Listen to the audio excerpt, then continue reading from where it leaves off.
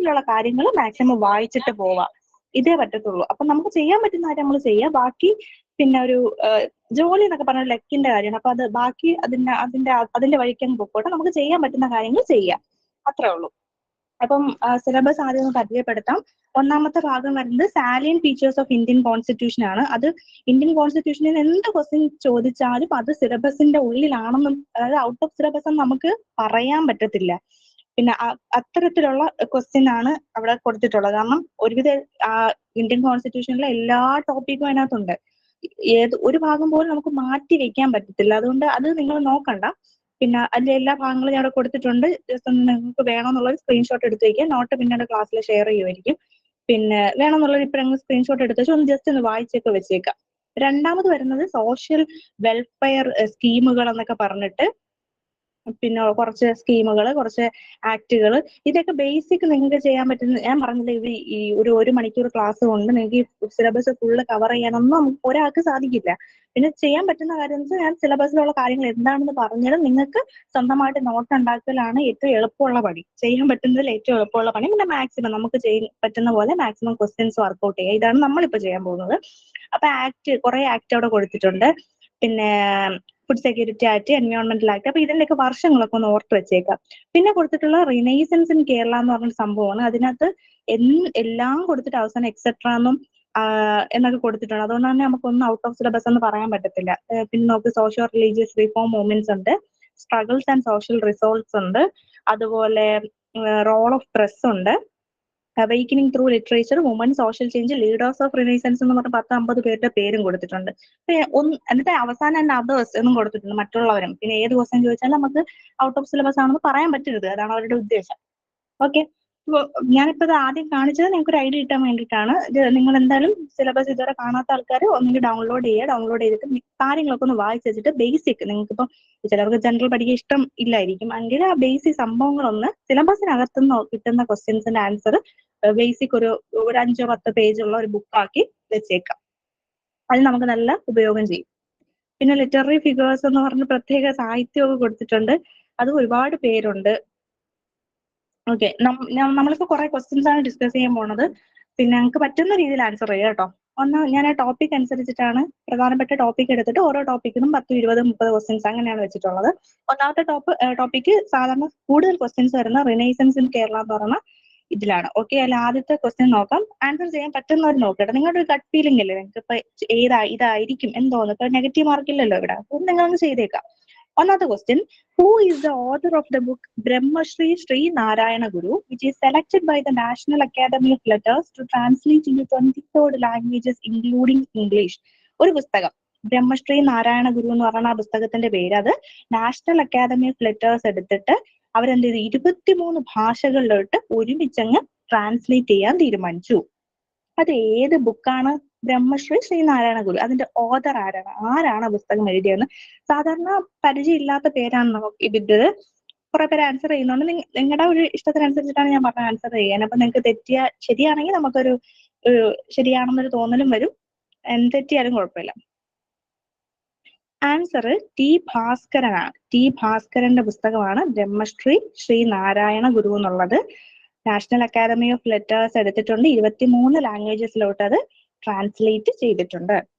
ഇത് കുറച്ച് ബുദ്ധിമുട്ടുള്ള ക്വസ്റ്റ്യൻ ആണ്. ഇത്തരം ക്വസ്റ്റ്യൻസ് വരാൻ സാധ്യത കുറവാണ്. പിന്നെ PSC സ്ഥിരം ചോദിക്കുന്ന ചോദ്യം ആയതുകൊണ്ട് ഞാൻ ഏർപ്പെടുത്തിയത്. രണ്ടാമത്തെ നോക്ക്. Under whose compulsion C Keshavan join law college Thiruvananthapuram to study law? ആരുടെ നിർബന്ധ പ്രകാരമാണ് സി കേശവൻ തിരുവനന്തപുരം ലോ കോളേജിൽ ചേർന്ന് ലോ പഠിക്കാൻ, വക്കീൽ അവൻ പഠിക്കാൻ തീരുമാനിച്ചത്? ആര് നിർദ്ദേശിച്ചിട്ടാണ്? ആര് കമ്പൽ ചെയ്തിട്ടാണ്? ഓക്കെ. കറക്റ്റ് ആൻസർ ആണ്. ഒരു എല്ലാവരും പേര് പറയുന്നത് ശ്രീനാരായണ ഗുരു. ഞാൻ പറഞ്ഞു മുമ്പ് നിങ്ങൾ പഠിച്ച് കുറെ കാര്യങ്ങളൊക്കെ വായിച്ചിട്ടുണ്ടാവും, പഠിച്ചിട്ടുണ്ടാവും. അതൊക്കെ തൽക്കാലം പറഞ്ഞിട്ട് ഇപ്പൊ ഉള്ള കാര്യങ്ങൾ ശ്രദ്ധിക്കുക. ഇപ്പൊ ഈ സ്ലൈഡിൽ പറയുന്ന 50 ക്വസ്റ്റ്യൻ 50 ക്വസ്റ്റ്യൻ അടുത്ത എക്സാമിന് വന്നാൽ നമ്മൾ ഈ 50 മാർക്ക് വാങ്ങും എന്നൊരു ഉദ്ദേശത്തിൽ ഇരിക്കാം. ഓക്കെ. ശ്രീനാരായണ ഗുരുവാണ് പുസ്തകത്തിന്റെ അദ്ദേഹം ശ്രീനാരായണ ഗുരുവാണ് സി കേശവനെ തിരുവനന്തപുരം ലോ കോളേജിൽ പഠിക്കാൻ നിർബന്ധിച്ചത്. അപ്പൊ ചിലപ്പോൾ അടുത്ത എക്സാം തിരിച്ചറിയും ചോദിക്കുക, ശ്രീനാരായണ ഗുരു ആരെയാണ് തിരുവനന്തപുരം ലോ കോളേജിൽ പഠിക്കാൻ വേണ്ടി നിർബന്ധിച്ചത്? സി കേശവനെ. അപ്പൊ ഈ ക്വസ്റ്റ്യനിൽ തെറ്റരുത്.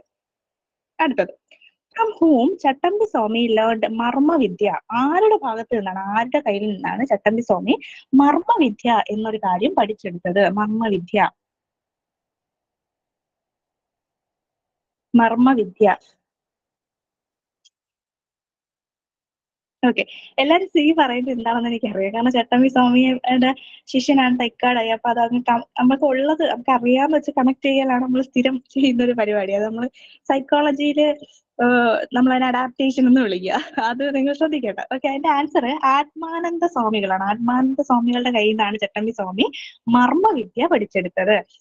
ഇതിപ്പോ ഈ സെയിം ക്വസ്റ്റ്യൻ വന്നാൽ നമുക്ക് കിട്ടണ്ടേ? ആ കിട്ടാൻ വേണ്ടിയിട്ട് ഒരു കോഡ് ഞാൻ പറഞ്ഞത്. കോഡ് മീൻസ് എന്റെ കോഡാണ് കേട്ടോ. അത് നിങ്ങൾക്ക് ഇഷ്ടമാണെങ്കിൽ നോക്കിയാൽ മതി. അത് വേറൊന്നല്ല, നമ്മൾ ഈ ചട്ടമ്പിമാരെന്നൊക്കെ പറഞ്ഞാൽ ഭയങ്കര ഗുണ്ടകൾ അങ്ങനെ അർത്ഥത്തിലല്ലേ. അപ്പൊ ചട്ടമ്പിമാരുടെ കയ്യിൽ നിന്ന് മർമ്മത്തിൽ നല്ല ഇടി കിട്ടിയ ആത്മാവ് വരെ ഊരിപ്പോകുന്ന വിചാരിച്ചാൽ മതി.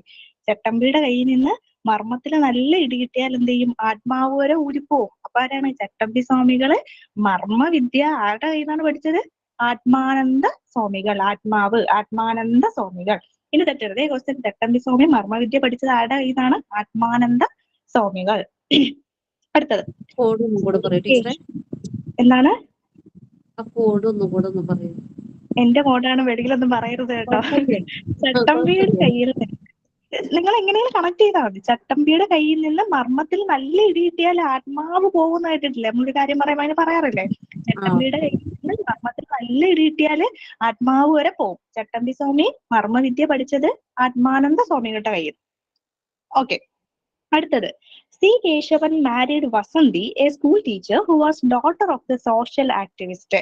സി കേശവൻ, അദ്ദേഹത്തിന്റെ ഭാര്യയുടെ പേരാണ് വസന്തി എന്നുള്ളത്. പിന്നെ അവരൊരു സ്കൂൾ ടീച്ചറാണ്. ഈ വസന്തി ആരുടെ, ഒരു പ്രധാനപ്പെട്ട സോഷ്യൽ ആക്ടിവിസ്റ്റിന്റെ മകളായിരുന്നു. അത് ആരാണ്? കറക്റ്റ് ആൻസർ ഒത്തിരി പേര് പറഞ്ഞു. CV കുഞ്ഞിരാമൻ എന്ന് പറയുന്ന ആളുടെ മകളാണ് വസന്തി എന്നുള്ളത്. ഈ വസന്തിനെയാണ് ചിലപ്പോൾ അടുത്ത ദിവസം തിരിച്ചായിരിക്കും ചോദിക്കുക. CV കുഞ്ഞിരാമൻ എന്ന സോഷ്യൽ ആക്ടിവിസ്റ്റിന്റെ മകളായ വസന്തിയെ വിവാഹം കഴിച്ച നവോത്ഥാന നായകൻ ആര് എന്നൊക്കെ ആയിരിക്കും ചോദിക്കുക. സി കേശവൻ. മറന്നവരുടെ സി കേശവൻ മാരി ചെയ്തത് വസന്തിയാണ്. അത് CV കുഞ്ഞിരാമൻ എന്ന് പറയുന്ന സോഷ്യൽ ആക്ടിവിസ്റ്റിന്റെ മകളാണ്. അടുത്ത നോക്കാം. ഞാൻ കുറച്ച് സ്പീഡിൽ പോകുന്ന അത്യാവശ്യം ഒത്തിരി സ്ലൈഡുകളുണ്ട്, അതുകൊണ്ടാണ്. Who was ridiculously called kafir by the conservative sector of the Muslim as they opposed his reformistic activities. അയാൾ ചെയ്യുന്ന റിഫോമിസ്റ്റിക് ആക്ടിവിറ്റീസ് എന്ന മലയാളം എന്താണ്? പുനരുദ്ധാരണ പ്രവർത്തനങ്ങളെന്നോ പിന്നെന്താണ് നവോത്ഥാന പ്രവർത്തനങ്ങളൊക്കെ എതിർത്തുകൊണ്ട്, അതെ എതിർത്തത് അവരെ കാഫൂർ ആരാണ്? ഇവിടെ നമുക്ക് ക്വസ്റ്റ്യനിൽ നിന്ന് പെട്ടെന്ന് ആൻസർ കണ്ടുപിടിക്കാം. പ്രത്യേകിച്ച് ഈ മുസ്ലിം കമ്മ്യൂണിറ്റിയുമായി ബന്ധപ്പെട്ട പിന്നെ റിഫോർമേഷന് വേണ്ടിയിട്ട് കേരളത്തിലെ നവോത്ഥാന നായകരിൽ പ്രധാനപ്പെട്ട ഒരാൾ മാത്രമേ ഉള്ളൂ. പിന്നെ ഓപ്ഷൻ നോക്കുമ്പോൾ കൺഫ്യൂഷൻ ആവും. അത് ശരിയാണ്. നമ്മുടെ സിലബസിലുള്ള പ്രധാനപ്പെട്ട ആള് കറക്റ്റ് ആണ്. വക്കം മൗലവിയാണ്. വക്കം മൗലവിയാണ്. അടുത്തത്. ദ മോട്ടോ ഓഫ് കേരള ശാസ്ത്ര സാഹിത്യ പരിഷത്ത്. നിങ്ങളൊക്കെ കേട്ടിട്ടുണ്ടാവും, സ്കൂളുകളിലൊക്കെ ചെറിയ ബുക്ക്ലെറ്റ് ഒക്കെ നമുക്ക് കിട്ടിയിട്ടുണ്ടാവും. കേരള ശാസ്ത്ര സാഹിത്യ പരിഷത്തിന്റെ മോട്ടോ എന്താണ്? നോളജ് ഈസ് പവർ എന്നാണോ? ശാസ്ത്രം സാമൂഹിക വിപ്ലവത്തിനെന്നാണോ? വായിച്ചു വളരുക എന്നാണോ? സാക്ഷര കേരളം സുന്ദര കേരളം എന്നുള്ളതാണ്. നമുക്ക് കിട്ടുമെന്ന് മാത്രമല്ല നമുക്ക് എളുപ്പത്തിൽ കണ്ടുപിടിക്കാൻ പറ്റുന്ന കാര്യം കേരള ശാസ്ത്ര സാഹിത്യ പരിഷത്ത്. ശാസ്ത്ര എന്ന വാക്ക് അതിനകത്തുണ്ടല്ലോ. ശാസ്ത്രം സാമൂഹിക വിപ്ലവത്തിന്. ശാസ്ത്രത്തിലൂടെ മാത്രമേ, സയന്റിഫിക് ടെമ്പർ ഉണ്ടായാൽ മാത്രമേ സാമൂഹികമായ വിപ്ലവങ്ങൾ, സാമൂഹിക മാറ്റം ഉണ്ടാവുള്ള അർത്ഥത്തില് കേരള ശാസ്ത്ര സാഹിത്യ പരിഷത്തിന്റെ മോട്ടോ എന്താണ്? ശാസ്ത്രം സാമൂഹിക വിപ്ലവത്തിന്. പിന്നെ അവിടെ വായിച്ചു വളരുക നമുക്കറിയാം. PN പണിക്കരുടെ ജന്മദിനമല്ല, ചരമദിനമാണ്. PN പണിക്കരുടെ ചരമദിനം ജൂൺ 19 നമ്മള് വായനാ ദിനമായിട്ടാണ് ആഘോഷിക്കുന്നത്. അദ്ദേഹം പറഞ്ഞൊരു വാക്കാണ് വായിച്ചു വളരുക, ചിന്തിച്ച് വിവേകം നേടുക. അത് പിന്നെ സാക്ഷര കേരളം സുന്ദര കേരളം എന്നുള്ളത് നമ്മുടെ സാക്ഷരതാ പ്രസ്ഥാനവുമായിട്ടൊക്കെ ബന്ധപ്പെട്ടതാണ്. പിന്നെ അതുമായിട്ട് ബന്ധപ്പെട്ട് പറയാനാണെങ്കിൽ പിന്നെ നമ്മുടെ കേരളം സാക്ഷരമായത് അല്ലെങ്കിൽ പൂർണ്ണമായി സാക്ഷരത നേടിയ സംസ്ഥാനമായിട്ട് പ്രഖ്യാപിച്ചത് 1991 ഏപ്രിൽ 18-നാണ്. 1991 ഏപ്രിൽ 18-നാണ്. ആദ്യ പട്ടണം ഏതെന്ന് ചോദിച്ചാൽ, അതായത് സാക്ഷരത നേടിയ ആദ്യ പട്ടണം, സിറ്റി ഏതെന്ന് ചോദിച്ചാൽ അത് കോട്ടയമാണ്. നമ്മളിപ്പോ ഓർത്തിരിക്കുക, നമ്മളിപ്പോ കോട്ടയംകാരുടെ ഭാഷ എന്താണ്? നല്ല അച്ചടി ഭാഷയാണെന്ന് പറയാനുണ്ട്. അത് ചെന്ന് കണക്ട് ചെയ്ത് വെച്ചിട്ടുണ്ട്. ആദ്യ പട്ടണം കോട്ടയമാണ്. ആദ്യ ജില്ല ഏതെന്ന് വെച്ചാൽ അത് കോട്ടയം അല്ല, അത് എറണാകുളമാണ്. ആദ്യ പട്ടണം ചോദിച്ചാൽ കോട്ടയമാണ്, ആദ്യ ജില്ല ചോദിച്ചാൽ എറണാകുളമാണ്. അതുപോലെ ഈ സാക്ഷരത എല്ലാവരിലോട്ടും ഇയർ 1991 ഏപ്രിൽ 18. 1991 ഏപ്രിൽ 18. പിന്നെ ഈ സാക്ഷരത, അതായത് മലയാള ഭാഷ എല്ലാവർക്കും വായിക്കാനും എഴുതാനും പഠിക്കാനുള്ളതാണ്. എന്താണ് ടീച്ചർ ഇപ്പൊ പറഞ്ഞ ഡേറ്റ് കേരളം സമ്പൂർണ്ണ സാക്ഷരത നേടിയ സംസ്ഥാനമായി പ്രഖ്യാപിച്ച ഡേറ്റ് അല്ലേ? അതെ അതെ, 1991 ഏപ്രിൽ 18. മറ്റേതിനൊന്നും ഡേറ്റ് ഞാൻ പറഞ്ഞില്ല, മനഃപൂർവ്വം പറയാത്തതാണ്. ആദ്യത്തെ പട്ടണം കോട്ടയമാണ്, ആദ്യത്തെ ജില്ല എറണാകുളമാണ്. പിന്നെ സാക്ഷരതാ പ്രസ്ഥാനം നമുക്കറിയാം, സാക്ഷരത നേടുക, മാതൃഭാഷയിൽ വായിക്കാനും എഴുതാനും എല്ലാവർക്കും പഠിക്കുക, അതിന് ഗവൺമെന്റ് കൊണ്ടുവന്നൊരു പദ്ധതിയാണ് അക്ഷര കേരളം എന്ന് പറഞ്ഞ പദ്ധതി. പഴയ പദ്ധതിയാണ് അക്ഷര കേരളം. പിന്നെ ഈ ഇടയ്ക്ക് നമ്മുടെ ഈ സാക്ഷരതാ പ്രസ്ഥാനവുമായിട്ട് ബന്ധപ്പെട്ട് ഇങ്ങനെ ആൾക്കാരെ പഠിപ്പിക്കാൻ വേണ്ടിയിട്ട് കുറച്ച് ആൾക്കാരെ നിയമിച്ചിട്ടുണ്ട്. അവരെ സാക്ഷരതാ പ്രേരക് എന്നാണ് വിളിക്കുന്നത്. പ്രേരിപ്പിക്കുന്ന ആൾക്കാർ സാക്ഷരതാ പ്രേരക് എന്ന് വിളിക്കും. ഈ ഇടയ്ക്ക് എനിക്ക് തോന്നുന്നു 20 കോവിഡിന്റെ സമയം തൊട്ട് കഴിഞ്ഞിട്ടാണെന്ന് തോന്നുന്നു പിന്നെ ഇവർക്കുള്ള ഇൻസെന്റീവ്സ് ഒന്നും കിട്ടിയില്ലെന്ന് പറഞ്ഞ് കൊല്ലത്താണെന്നാണ് എൻ്റെ ഒരു ഓർമ്മ. ഒരാൾ ആത്മഹത്യയൊക്കെ ചെയ്തായിരുന്നു. സാക്ഷരതാ പ്രേരക്, ഇതിന്റെ പേര് മറന്നുപോയി. സാക്ഷരതാ പ്രേരക, അത് വാക്കൊന്ന് ഓർത്ത് വെച്ചിരുന്നാൽ മതി. സാക്ഷരത നേടാൻ വേണ്ടിയിട്ട് ഓരോ സ്ഥലത്തും പ്രവർത്തിക്കുന്ന ആൾക്കാരുണ്ട്, അവരെയാണ് സാക്ഷരതാ പ്രേരക് എന്ന് വിളിക്കുന്നത്. ഓക്കെ, അടുത്തത് the mouthpiece of Kerala Granthasala Sangham. Kerala ഗ്രന്ഥശാല സംഘത്തിന്റെ മൗത്ത് പീസ് എന്ന് വെച്ചാൽ മുഖപത്രം എന്നൊക്കെ പറയാം. ഗ്രന്ഥശാല സംഘത്തിന്റെ മുഖപത്രം ഏതാണ്? നമുക്ക് അറിയത്തില്ലെങ്കിലും ഇതിന് നേരിട്ട് അങ്ങോട്ട് ആൻസറിലോട്ട് എത്താം, കാരണം രണ്ടിലും വാക്കുണ്ട്. ഗ്രന്ഥലോകം എന്ന് തന്നെയാണ്. ഗ്രന്ഥശാല സംഘത്തിന്റെ മൗത്ത് പീസ് ഏതെന്ന് ചോദിച്ചാൽ ഗ്രന്ഥലോകം. അടുത്തത് the first member of Pulaya community to be nominated to Travancore legislative assembly. Thiruvithamkoor legislative അസംബ്ലിയിലോട്ട് നോമിനേറ്റ് ചെയ്ത ആദ്യത്തെ പുലയ കമ്മ്യൂണിറ്റിയിലുള്ള വ്യക്തി ആരാണ്? പുലയ കമ്മ്യൂണിറ്റിയിലുള്ള വ്യക്തി ആരാണ്?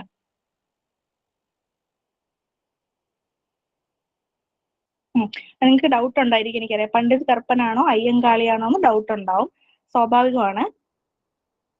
അയ്യങ്കാളിയാണ്. First member of Pulaya community to be nominated to Travancore legislative assembly ചോദിച്ചാൽ അയ്യങ്കാളിയാണ്. അടുത്തത് ദ ഫൗണ്ടർ ഓഫ് തത്വപ്രകാശിക ആശ്രമം. തത്വപ്രകാശിക ആശ്രമം, അതിന്റെ ഫൗണ്ടർ ആരാണ്? തത്വപ്രകാശിക ആശ്രമം.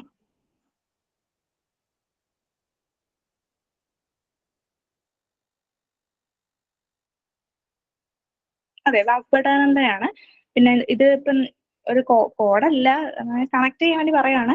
നമ്മൾ സാധാരണ നന്നായിട്ട് സംസാരിക്കുന്ന ആൾക്കാർ എന്താ പറയുക, നല്ല തത്വം പറയുന്ന ആൾക്കാരെന്ന് പറയുന്നത്. ചില ആൾക്കാർ ഭയങ്കര തത്വം പറച്ചിലാണെന്ന് പറയത്തില്ലേ, അത് വാക്കില് സംസാരത്തിൽ നല്ല തത്വം പറയുന്ന ആൾക്കാരാണ്. അപ്പൊ അന്ന് ആലോചിച്ചാൽ മതി. വാഗ്ഭടാനന്ദ വാക്കില് തത്വം പ്രകാശിക്കുന്ന ആളാണ്. വാഗ്ഭടാനന്ദ വാക്കില് തത്വം പ്രകാശിക്കുന്ന ആളാണ്. അപ്പൊ തത്വ പ്രകാശിക ആശ്രമം വാഗ്ഭടാനന്ദനാണ്, മറന്നോവല്ലേ. വാക്കില് നല്ല തത്വം പ്രകാശിക്കുന്ന ആളാണ്. തത്വപ്രകാശിക ആശ്രമം സ്ഥാപിച്ചത് വാഗ്ഭടാനന്ദനാണ്. അത് കോഴിക്കോടാണ്. ഇതെല്ലാം മുമ്പ് ചോദിച്ച ക്വസ്റ്റ്യൻസ് ആണ്, ഞാൻ ഉണ്ടാക്കിയ ക്വസ്റ്റ്യൻസ് ഒന്നുമില്ല, എല്ലാം PSCയുടെ പ്രീവിയസ് ക്വസ്റ്റ്യൻസ് ആണ്. അടുത്തത് ഇതെല്ലാവർക്കും ആയിരിക്കും. Who was given the name of Mudichoodum Perumal by his parents. ഇദ്ദേഹത്തിന് കാരംപറമ്പ് താങ്ക് യു. മുടിചൂടും പെരുമാൾ എന്ന് പറയുന്ന പേര് ആണ് അദ്ദേഹത്തിന്റെ പാരന്റ്സ് അദ്ദേഹത്തിന് ഇട്ടത്. പക്ഷെ പിന്നീട് എന്ത് ചെയ്തു, അദ്ദേഹം താഴ്ന്ന കമ്മ്യൂണിറ്റിപ്പെട്ട എന്ന് വിചാരിക്കുന്ന കമ്മ്യൂണിറ്റിപ്പെട്ട ആളാണ്. അപ്പൊ അത് ചെയ്തു, ജന്മിമാർ അദ്ദേഹത്തിന് ആ പേര് സ്വീകരിക്കാൻ സമ്മതിച്ചില്ല. എന്നിട്ട് പിന്നീട് ആ പേര് മാറ്റി. കറക്റ്റ് ആണ്, അയ്യ വൈകുണ്ഠറാണ്, വൈകുണ്ഠ സ്വാമികൾ എന്നാണ്. മുടിചൂടും പെരുമാൾ എന്നാണ് അച്ഛനും അമ്മയും അദ്ദേഹത്തിന് പേരിട്ടത്. പിന്നീട് പ്രശ്നം ഉണ്ടാക്കിയപ്പോൾ മുത്തുക്കുട്ടി എന്ന പേര് മാറ്റി. പിന്നെ അദ്ദേഹത്തിനെ പറ്റി നമുക്ക് ഓർക്കാൻ പറ്റുന്ന കാര്യം മുന്തിരിക്കിണറുമായി ബന്ധപ്പെട്ട കാര്യം ഓർമ്മിക്കാൻ പറ്റും. പിന്നെ അദ്ദേഹത്തിന്റെ ടെമ്പിൾ, അദ്ദേഹം നിർമ്മിച്ച ക്ഷേത്രത്തിന് നിഴൽ താങ്കൾ, നിഴലാണ് താങ്കൾ, അത് വെച്ച് ഓർത്താൽ മതി, നിഴൽ താങ്കൾ. അതുപോലെ സമത്വ സമാജം, അത് കേരളത്തിലെ ആദ്യത്തെ ഒരു സാമൂഹിക നവീകരണ സംഘടനയാണെന്ന് പറയാൻ പറ്റുന്ന സമത്വ സമാജം 1836. അതുപോലെ അയ്യ വഴി, അദ്ദേഹത്തിന്റെ റിലീജിയനാണ്, അദ്ദേഹത്തിന്റെ മതത്തിനെയാണ്, അദ്ദേഹം കൊണ്ടുവന്ന മതത്തിനെയാണ്. അദ്ദേഹം ഇങ്ങനെ വിഷ്ണുവിന്റെ അവതാരമാണ് താനെന്നൊക്കെ പറഞ്ഞ ആളാണ്. അപ്പൊ അദ്ദേഹം കൊണ്ടുവന്ന മതത്തിനെയാണ് അയ്യ വഴി എന്ന് വിളിച്ചത്. പിന്നെ സൗത്ത് ഇന്ത്യയിലെ തന്നെ ആദ്യത്തെ മിറർ കോൺസെൻട്രേഷൻ, ആദ്യത്തെ കണ്ണാടി പ്രതിഷ്ഠ നടത്തിയത് ഇദ്ദേഹമാണ്. സൗത്ത് ഇന്ത്യയിൽ തന്നെ ആദ്യത്തേത് മുത്തുക്കുട്ടിയാണ്. അതായത് നമ്മുടെ വൈകുണ്ഠ സ്വാമികളാണ്. അത് ശുചീന്ദ്രത്താണ്. പിന്നെ വേറെ എന്താണ്, ജോലിക്ക് കൂലി വേണം എന്ന് പറഞ്ഞ ഒക്കെ ആളാണ്. അപ്പൊ ജസ്റ്റ് ഒന്ന് റിവൈസ് ചെയ്യാൻ വേണ്ടി പറഞ്ഞേ ഉള്ളൂ.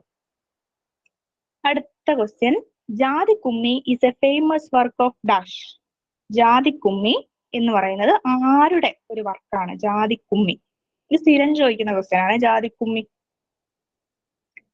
കറക്റ്റ് ആണ്, പണ്ഡിത് കറുപ്പനാണ്. ഞാനത് JP എന്നാണ് എപ്പോഴും ഓർമ്മ ചോദിക്കുക. അതായത് ജാതിക്കുമ്മി, ജാതി പണ്ഡിത്, JP, ജാതിക്കുമ്മി പണ്ഡിത് കറുപ്പൻ, JP.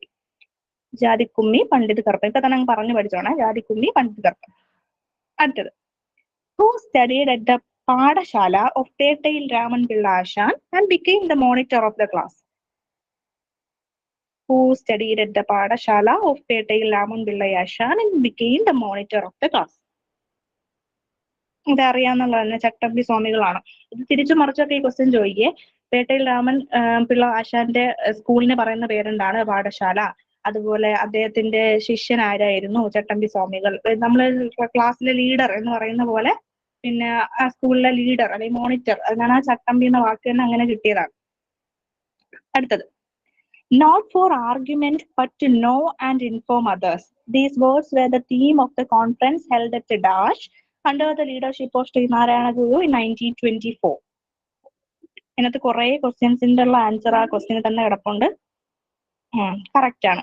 ആലുവയിലാണ്. ആലുവയില് പിന്നെ സർവമത സമ്മേളനം നടക്കുന്ന സമയത്ത് അവിടെ ശ്രീനാരായണ ഗുരുവാണ് അതിന് നേതൃത്വം കൊടുത്തത്. 1924 നടന്നത്. സർവമതി സമ്മേളനം എന്നാണ് അതിന്റെ പേര്. അതിന് പന്തല്, നമ്മളിപ്പോ സ്റ്റേജ് മീൻസ് പന്തലിടുമല്ലോ സ്ഥലത്ത്. അപ്പൊ പന്തലിന്റെ പ്രവേശന കവാടത്തിൽ എഴുതി വെച്ചിരുന്ന സംഭവമാണത്. വാദിക്കാനും ജയിക്കാനും അല്ല, അറിയാനും അറിയിക്കാനും. Not for argument but to know and inform others. ചിലപ്പോ ഇങ്ങനെ കൊടുത്തിട്ട് ഇത് ആരാണ് പറഞ്ഞതെന്നൊക്കെ ചോദിക്കാറുണ്ട്. ശ്രീനാരായണ ഗുരുവാണ്. പിന്നെ ആലുവ സർവമത സമ്മേളനം നടന്നത് ഏത് വർഷമാണെന്ന് ചോദിക്കാറുണ്ട്. 1924. അടുത്തത്, പ്രാചീന മലയാളം വാസ് ഓതേർഡ് ബൈ. അത് ആരുടെ കൃതിയാണ്? പ്രാചീന മലയാളം. പ്രാചീന മലയാളം ആരുടെ കൃതിയാണ്?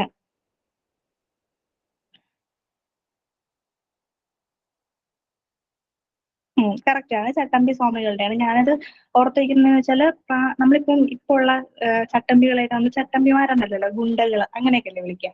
അപ്പൊ പണ്ടുള്ള കാലത്ത്, അതായത് പ്രാചീന കാലത്തിലാണ് ചട്ടമ്പിമാർ ഉണ്ടായിരുന്നത് എന്ന അർത്ഥത്തിൽ. പ്രാചീന മലയാളം ആരുടെ കൃതി എന്ന് വെച്ചാൽ ചട്ടമ്പി സ്വാമികളുടെ. പ്രാചീന കാലത്തിലാണ് ചട്ടമ്പികൾ ഉണ്ടായിരുന്നത്. ഇപ്പോഴും ഗുണ്ടകളാണെന്ന് വെറുതെ ഒന്ന് കണക്ട് ചെയ്ത് വെച്ചാൽ മതി. അടുത്തത്, Cochin Pulaya Mahasabha was founded by dash. Cochin Pulaya Mahasabha താഴെ പറയുന്നതിൽ ആര് നേതൃത്വം കൊടുത്ത് ഉണ്ടാക്കിയതാണ്? കൊച്ചിൻ പുലയ മഹാസഭ. നേരത്തെ ഒരു ക്വസ്റ്റ്യൻ വന്നായിരുന്നു, പിന്നെ പുലയ സമുദായത്തിൽ നിന്ന് ആദ്യമായിട്ട് തിരുവിതാംകൂർ ലെജിസ്ലേറ്റീവ് അസംബ്ലിയിൽ കയറിയ ആള് അദ്ദേഹം അയ്യങ്കാളിയാണ്. പക്ഷെ കൊച്ചിൻ പുലയ മഹാസഭ പുലയ മഹാസഭ പണ്ഡിത് കറുപ്പനാണ്. ഞാനത് ഓർത്ത് വയ്ക്കുന്നതിൽ പുലയ ബാക്കിയുള്ളൊരു വോയിസ് ഒന്ന് മ്യൂട്ട് ആക്കണേ. നിങ്ങളവിടെ സംസാരിക്കുന്നൊക്കെ നമ്മള് നാട്ടുകാരെല്ലാം കേൾക്കും, അതുകൊണ്ടാണ്. പിന്നെ പുലയ മഹാസഭ പണ്ഡിത് കറുപ്പനാണ്. പുലയ വിഭാഗത്തിലെ പണ്ഡിതനായിരുന്നു എന്ന് ആലോചിച്ചാൽ മതി. പുലയ വിഭാഗത്തിൽ പുലയ സഭയിലെ പണ്ഡിതനായിരുന്നു എന്ന് ആലോചിച്ചാൽ മതി. ഇപ്പൊ കൊച്ചിൻ പുലയ മഹാസഭ ഫൗണ്ട് ചെയ്ത ആള് പണ്ഡിത് കറുപ്പൻ. അടുത്തത്, the only foreign country visited by Sreenarayana Guru. Sreenarayana Guru visit ചെയ്ത ഒരേ ഒരു ഫോറിൻ കൺട്രി, മറ്റ് രാജ്യം ഏതാണ്? നമുക്കറിയാതെ, ശ്രീലങ്കയാണ്. അടുത്തത്, ഓതേർഡ് ആനന്ദസൂത്രം. പേരിൽ നിന്ന് നമുക്ക് ആൻസർ കിട്ടും. Who authored ആനന്ദസൂത്രം. ആനന്ദസൂത്രം എന്ന് പറയുന്ന കൃതി എഴുതിയത് ആരാണ്? ആനന്ദസൂത്രം. ഓക്കെ. ബ്രഹ്മാനന്ദ ശിവയോഗി. ഈ ബ്രഹ്മാനന്ദ ശിവയോഗിയുമായി ബന്ധപ്പെട്ട മിക്കവാറും എല്ലാ വാക്കുകളിലും ഈ ആനന്ദം പരമാനന്ദം ഒക്കെ കാണും. അതുകൊണ്ട് അത് വെച്ച് നമുക്ക് മാക്സിമം കണക്ട് ചെയ്തെടുക്കാൻ പറ്റും. ആനന്ദസൂത്രം, ബ്രഹ്മാനന്ദ ശിവയോഗി. അടുത്തത്, ഇതും അറിയാം. The only poet in Malayalam who became mahakavi without writing a mahakavyam. സാധാരണ മഹാകാവ്യം എഴുതുന്ന ആൾക്കാരെയാണ് നമ്മൾ മഹാകവി എന്ന് വിളിക്കുക. എന്നാൽ കേരളത്തിലെ മലയാള ലിറ്ററേച്ചറിൽ ഒരാളെ മാത്രം മഹാകാവ്യം എഴുതാതെ തന്നെ നമ്മൾ മഹാകവി എന്ന് വിളിക്കാറുണ്ട്. ഇതാരാണ്? അറിയാം, എല്ലാവർക്കും അറിയാം. കുമാരനാശാനാണ്. അത് അദ്ദേഹത്തിന് നമ്മളിപ്പോ ഓണററി ഡോക്ടറേറ്റ് എന്നൊക്കെ പറയത്തില്ല, അതുപോലെ ഒന്ന് കൊടുത്തതാണ്. മഹാകവി പട്ടം കൊടുത്തതാണ്. മദ്രാസ് യൂണിവേഴ്സിറ്റിയാണ് അത് കൊടുത്തത്, മഹാകവി. അടുത്തത്, മോക്ഷപ്രദീപ ഖണ്ഡനം വാസ് റിട്ടൺ ബൈ ആര്? ആരാണ് മോക്ഷപ്രദീപ ഖണ്ഡനം എഴുതിയത്? മോക്ഷപ്രദീപ ഖണ്ഡനം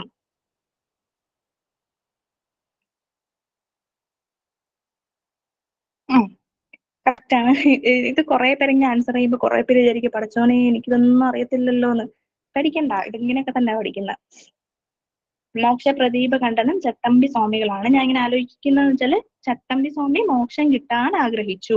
ചട്ടമ്പി സ്വാമി മോക്ഷം കിട്ടാൻ ആഗ്രഹിച്ചു. മോക്ഷപ്രദീപ ഖണ്ഡനം ചട്ടമ്പി സ്വാമി. ചട്ടമ്പി സ്വാമി എന്ത് ചെയ്തു? മോക്ഷം കിട്ടാൻ ആഗ്രഹിച്ചു. മോക്ഷപ്രദീപ ഖണ്ഡനം എഴുതിയത് ആരാണ്? ചട്ടമ്പി സ്വാമി. അടുത്തത്, ഇതും ഒരു എല്ലാവർക്കും അറിയാനുള്ള ക്വസ്റ്റ്യൻ ആയിരിക്കും. Vakkom Abdul Khader Moulavi, Vakkom Moulavi was born in 1873 in the dash district. ഏത് ഡിസ്ട്രിക്റ്റിലാണ് വക്കം മൗലവി ജനിച്ചത്? അത് എല്ലാവർക്കും അറിയാവുന്ന ക്വസ്റ്റ്യൻ ആണ്. തിരുവനന്തപുരത്ത് വക്കം എന്ന് പറയുന്ന സ്ഥലം, വൈക്കല്ല കേട്ടോ, തിരുവനന്തപുരത്തെ വക്കം എന്ന് പറയുന്ന സ്ഥലത്താണ്. ഇദ്ദേഹത്തിനെ പറ്റി പറയാനാണെങ്കിൽ father of Muslim renaissance in Kerala എന്നാണ് അറിയപ്പെടുന്നത്. മുസ്ലിം നവോത്ഥാനത്തിന്റെ നായകൻ എന്നാണ് അറിയപ്പെടുന്നത്. അതുപോലെ ഇദ്ദേഹമാണ് സ്വദേശാഭിമാനി പത്രം സ്ഥാപിച്ചത്. അതിന്റെ എഡിറ്ററിനെ നമുക്കറിയാം രാമകൃഷ്ണപിള്ള, പക്ഷെ ഇത് സ്ഥാപിച്ചത് വക്കം മൗലവിയാണ്. ഇദ്ദേഹത്തിന് 2 ജേണൽ ഉണ്ടായിരുന്നു. ഒന്ന് മലയാളത്തിലുള്ള മുസ്ലിം എന്ന് പറഞ്ഞ ജേണൽ ഉണ്ടായിരുന്നു, അതുപോലെ അറബി മലയാളത്തിലുള്ള അൽ ഇസ്ലാം എന്ന ജേണലും ഉണ്ടായിരുന്നു. മുസ്ലിമും ഉണ്ടായിരുന്നു, അൽ ഇസ്ലാം. പിന്നെ ഇദ്ദേഹമാണ് ആ ഒരു മാഗസിൻ തുടങ്ങിയത്, ദീപിക എന്ന് പറയുന്ന മാഗസിൻ തുടങ്ങിയത്. മലയാളത്തിൽ ആദ്യമായിട്ട് ഖുറാൻ ട്രാൻസ്ലേഷൻസ് വന്നത് ഈ ദീപിക എന്ന് പറയുന്ന മാഗസിനിലാണ്. അതുപോലെ ഇദ്ദേഹം ഐക്യ മുസ്ലിം സംഘം, മിക്കവാറും മുസ്ലിം എന്നുള്ള വാക്കുമായിട്ടൊക്കെ ബന്ധപ്പെട്ട് വരുന്ന വക്കം മൗലവി മാത്രമാണ് നമ്മുടെ സിലബസിലുള്ളത്. പിന്നെ മിക്കവാറും ഒക്കെ ആൻസർ ആവാൻ അതാണ് സാധ്യത, ഐക്യ മുസ്ലിം സംഘം. അതുപോലെ SNDPയുടെ മാതൃകയില് ശ്രീനാരായണ ഗുരുവിന്റെ ശ്രീനാരായണ ധർമ്മപരിപാലന സംഘം, അതിന്റെ മാതൃകയില് പിന്നെ ഇദ്ദേഹം വക്കം മൗലവി ഒരു സംഘടന കൊണ്ടുവന്നിട്ടുണ്ട്. അതാണ് ഇസ്ലാം ധർമ്മ പരിപാലന സംഘം. പേരൊന്നും തന്നെ SNDPയിൽ ശ്രീനാരായണ ധർമ്മ പരിപാലന സംഘം. ഇദ്ദേഹം കൊണ്ടുവന്നത് ഇസ്ലാം ധർമ്മ പരിപാലന സംഘം, സെയിം സാധനം തന്നെ പറഞ്ഞതേ ഉള്ളൂ, ജസ്റ്റ് റിവിഷൻ. ഓക്കെ, ആദ്യത്തെ ടോപ്പിൽ നമ്മളൊരു 20 ക്വസ്റ്റ്യൻസ് ഒരു ആദ്യത്തെ ഒരു ടോപ്പിക്കിനാണ് നോക്കിയത്. ഇതുപോലുള്ള ക്വസ്റ്റ്യൻസ് ആണ് വരുന്നതെന്നൊക്കെ നിങ്ങൾക്കൊന്ന് മനസ്സിലാക്കി തരാനുള്ളത്. കാരണം സിലബസ് കവർ ചെയ്യാനും 2 മണിക്കൂറൊന്നും നമുക്ക് സാധിക്കത്തില്ല. അതുകൊണ്ടാണ് നമ്മൾ ഇങ്ങനെ ഒരു മാക്സിമം ഉപയോഗം കിട്ടട്ടെ എന്ന് വിചാരിച്ചിട്ടാണ് ഇങ്ങനെ ഒരു സെക്ഷൻ കൊണ്ടുവന്നത്. അടുത്ത സോഷ്യൽ വെൽഫെയർ പ്രോഗ്രാംസ് എന്ന് പറയുന്ന ക്വസ്റ്റ്യൻ ഉണ്ട്. ഇതിൽ നിന്നും കുറച്ച് 1-2 ക്വസ്റ്റ്യൻസേ ചോദിക്കാറുള്ളൂ. പിന്നെ അതുകൊണ്ട് നമുക്കൊന്ന് ജസ്റ്റ് നോട്ടിച്ച് നോക്കാം. ഒന്ന്, insurance protection to BPL below poverty line is known as. ഒരു പദ്ധതി കൊണ്ടുവന്നിട്ടുണ്ട്. അത് BPL വിഭാഗത്തിൽപ്പെടുന്ന വ്യക്തികൾക്ക് ഇൻഷുറൻസ് പ്രൊട്ടക്ഷൻ കൊണ്ടുവരുന്ന ഒരു പദ്ധതിയാണ്. ആ പദ്ധതി ഏതാണ്? ആം ആദ്മി യോജനയാണോ, ജവഹർ റോസ്ഗാർ യോജനയാണോ, ജനശ്രീ ബീമ യോജനയാണോ, നൺ ഓഫ് ദ എബോവ് ആണോ? നമുക്ക് ഒരുവിധം ഇങ്ങനെയുള്ള ക്വസ്റ്റ്യൻ ഒക്കെ ചിലതൊക്കെ പേരിൽ നിന്ന് കിട്ടും കേട്ടോ, ഒന്ന് നോക്കിയെടുത്താൽ മതി. ഇപ്പൊ റോസ്ഗാർ എന്ന വാക്കുണ്ടെങ്കിൽ അത് എംപ്ലോയ്മെന്റുമായി ബന്ധപ്പെട്ട ഹിന്ദി വാക്കുകളൊക്കെ അല്ലേ ഇത്. റോസ്ഗാർ എന്നുള്ളത് എംപ്ലോയ്മെന്റുമായി ബന്ധപ്പെട്ട വാക്കായിരിക്കും. പിന്നെ ഫുഡുമായിട്ട് അന്ത്യോദയ, അന്ന യോജന എന്നൊക്കെ പറഞ്ഞാൽ ഫുഡുമായി ബന്ധപ്പെട്ട വാക്ക്. അങ്ങനെയൊക്കെ ചില കോഡൊക്കെ വെച്ച് ചിലതൊക്കെ നമുക്ക് കിട്ടും. ഇവിടെ കറക്റ്റ് ആൻസർ ജനശ്രീ ഭീമ യോജന എന്ന് പറഞ്ഞ പരിപാടിയാണ്. ഇത് നമുക്ക് ഓർത്ത് വയ്ക്കാൻ പറ്റുന്ന വെച്ചാല് ഈ ഒരു നമുക്ക് ഇൻഷുറൻസ്, ഈ ഹെൽത്ത് ഇൻഷുറൻസ് ഒക്കെ എടുക്കാന്നൊക്കെ പറഞ്ഞാൽ നല്ല പൈസ വേണ്ട കാര്യമാണ്, നല്ല ഭീമമായ തുക വേണം അതിന്. ഓക്കെ, ഇൻഷുറൻസ് ഒക്കെ എടുക്കാൻ വേണ്ടിയിട്ട് BPL വിഭാഗത്തിൽപ്പെടുന്ന ബിലോ പോവർട്ടി ലൈനിലുള്ള ആൾക്കാർക്ക് എന്ത് ചെയ്യണം? ദാരിദ്ര്യ വിഭാഗത്തിന് താഴെയുള്ള ആൾക്കാർക്ക് ഭയങ്കര ഒരു ചെലവാണ്, ഭീമമായ തുക വേണം ഇൻഷുറൻസ് എടുക്കാൻ. അങ്ങനെ ആലോചിച്ചാൽ മതി. അപ്പം ജനശ്രീ ഭീമ യോജന BPL വിഭാഗത്തിലുള്ള ഇൻഷുറൻസ് പ്രൊട്ടക്ഷന് വേണ്ടിയിട്ടുള്ള പദ്ധതിയാണ് ജനശ്രീ ഭീമ യോജന. BPL വിഭാഗത്തിന് ഇൻഷുറൻസ് എടുക്കാൻ നല്ല ഭീമമായ പൈസ വേണം എന്ന് ആലോചിച്ച് വെച്ചാൽ മതി. അടുത്ത question, in which year was the integrated child development service ICDS introduce ചെയ്തത്? ഏത് വർഷമാണ് ICDS? അതിന്റെ ഫുൾ ഫോം ചിലപ്പോൾ ചോദിക്കാറുണ്ട്. ICDS integrated child development service. ഇപ്പൊ തന്നെ അങ്ങ് പറഞ്ഞു പഠിച്ചോ, ICDS integrated child development service. അത് ഏത് വർഷമാണ്? കുറെ വർഷം വരുമ്പോൾ നമുക്ക് ബുദ്ധിമുട്ടാണ്. എങ്ങനെയെങ്കിലുമൊക്കെ ഒന്ന് കണക്ട് ചെയ്ത് പഠിക്കുക എന്നുള്ളത് നമുക്ക് ചെയ്യാൻ പറ്റത്തുള്ളൂ. ഞാനിത് ആലോചിക്കുന്നത് വെച്ചാൽ എനിക്ക് പൊതുവെ ഈ വെള്ളമൊക്കെ എന്നൊക്കെ പറഞ്ഞാൽ നല്ല തണുത്ത ഫ്രിഡ്ജിൽ നിന്ന് മാത്രം വെള്ളം കുടിക്കുന്ന പ്രത്യേകതര അസുഖമുള്ള ആളാണ് ഞാൻ. അപ്പൊ എനിക്ക് ഐസ് എപ്പോഴും വേണം. അതുകൊണ്ട് ഞാൻ ഇങ്ങനെ ആലോചിക്കും, ഞാൻ ജ്യൂസിലൊക്കെ 75 ഐസെങ്കിലും ഇടും. ഞാൻ ഇങ്ങനെ ആലോചിക്കും 75 ഐസ് ഇട്ട വെള്ളം തന്നെ എനിക്ക് വേണമെന്ന് ഇങ്ങനെ ആലോചിക്കും. വർഷം 1975.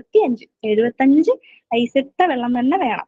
ICDC ഐസിട്ട വെള്ളം, 75 ഐസിട്ട വെള്ളമെങ്കിലും വേണം എനിക്ക്. അങ്ങനെ ആലോചിച്ചാൽ ICDS എന്താന്ന് വെച്ചാല് വേറെ ഒന്നല്ല, നിങ്ങൾ നഴ്സറി ഒക്കെ കണ്ടിട്ടുണ്ടെങ്കിൽ അതിന്റെ മുന്നേ എഴുതി വെച്ചിരിക്കുന്ന കാണാം. ICDS പ്രോഗ്രാം എന്നൊക്കെ പറഞ്ഞ് എഴുതി വെച്ചിട്ടുണ്ടോ, കണ്ടിട്ടുണ്ടായിരിക്കും. 6 വയസ്സിൽ താഴെയുള്ള കുട്ടികൾക്കും അതുപോലെ അവരുടെ മദേഴ്സിനും, അതിപ്പോ പ്രഗ്നന്റ് ലേഡീസ് ആവും, പിന്നെ അതുപോലെ അവിടെ വർക്ക് ചെയ്യുന്ന കുട്ടികളുടെ അമ്മമാർ, അവർക്കൊക്കെ വേണ്ടിയിട്ട് അവരുടെ ഡെവലപ്മെന്റിന് വേണ്ടിയിട്ട് കൊണ്ടുവന്ന പരിപാടിയാണ് ICDS എന്നുള്ള. അതിന്റെ ഭാഗമായിട്ടാണ് അങ്കണവാടികളൊക്കെ പ്രവർത്തിച്ചു തുടങ്ങിയത്. അതായത് കുട്ടികൾക്കുള്ള സപ്ലിമെന്ററി ന്യൂട്രീഷൻ കൊടുക്കുക, അതായത് ഇപ്പൊ മുട്ട, പാല്, പിന്നെന്താണ് അതുപോലെ നമ്മൾ ഈ മറ്റേ അമൃതം പൊടി, ഈ സംഭവങ്ങൾ കൊടുക്കാറില്ലേ അംഗനവാടികളിൽ, നിങ്ങൾ നോക്കിയറിയാം. അതുപോലെ ഇമ്മ്യൂണൈസേഷൻ കുട്ടികൾക്ക്, പിന്നെ മറ്റേ തുള്ളി മരുന്ന് കൊടുക്കുക, ഈ പരിപാടികളൊക്കെ ചെയ്യാറുണ്ട്. ഹെൽത്ത് ചെക്കപ്പ് ഉണ്ട്, അത് കുട്ടികളുടെ വെയിറ്റ് നോക്കാനൊക്കെ നിങ്ങൾ അംഗനവാടിയിൽ പോകുന്നവര്, വീടിനടുത്തൊക്കെ അംഗനവാടി ഉണ്ടെങ്കിൽ ഒന്ന് നോക്കിയാൽ മതി, പിന്നെ മറക്കത്തില്ല.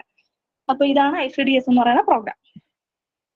അടുത്തത് ഇന്ദിരാ ആവാസ് യോജന.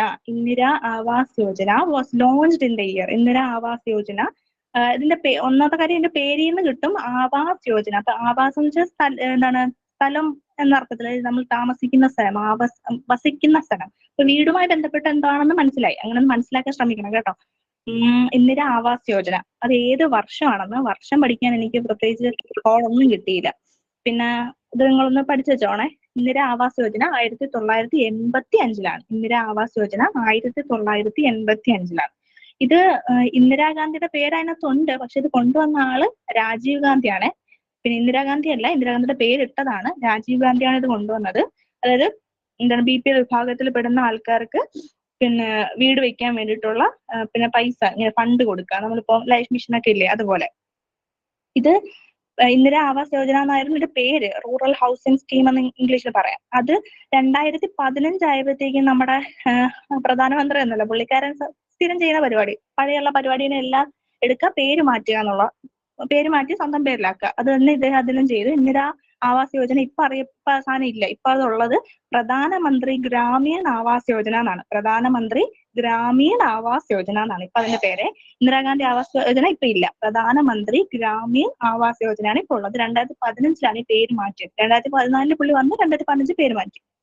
അത് ഓർത്ത് വെച്ചാൽ വർഷം ഓർത്ത് വെച്ചോണേ, 1985. അടുത്തത് ഇത് പേരിന് കിട്ടും. പിന്നെ സംഭവം എന്താണെന്ന് മനസ്സിലാവും, പക്ഷെ ക്വസ്റ്റ്യൻ നമുക്ക് നോക്കാം. ഒന്ന്, ബാലികാ സമൃദ്ധി യോജന ഈസ് ഡാഷ്. ഇന്ദിരാഗാന്ധി എന്താ ഒന്നാ? ഇന്ദിരാഗാന്ധി അല്ല, രാജീവ് ഗാന്ധിയാണ് ഇന്ദിരാഗാന്ധിയുടെ പേരിട്ടതെന്ന് പറഞ്ഞത്.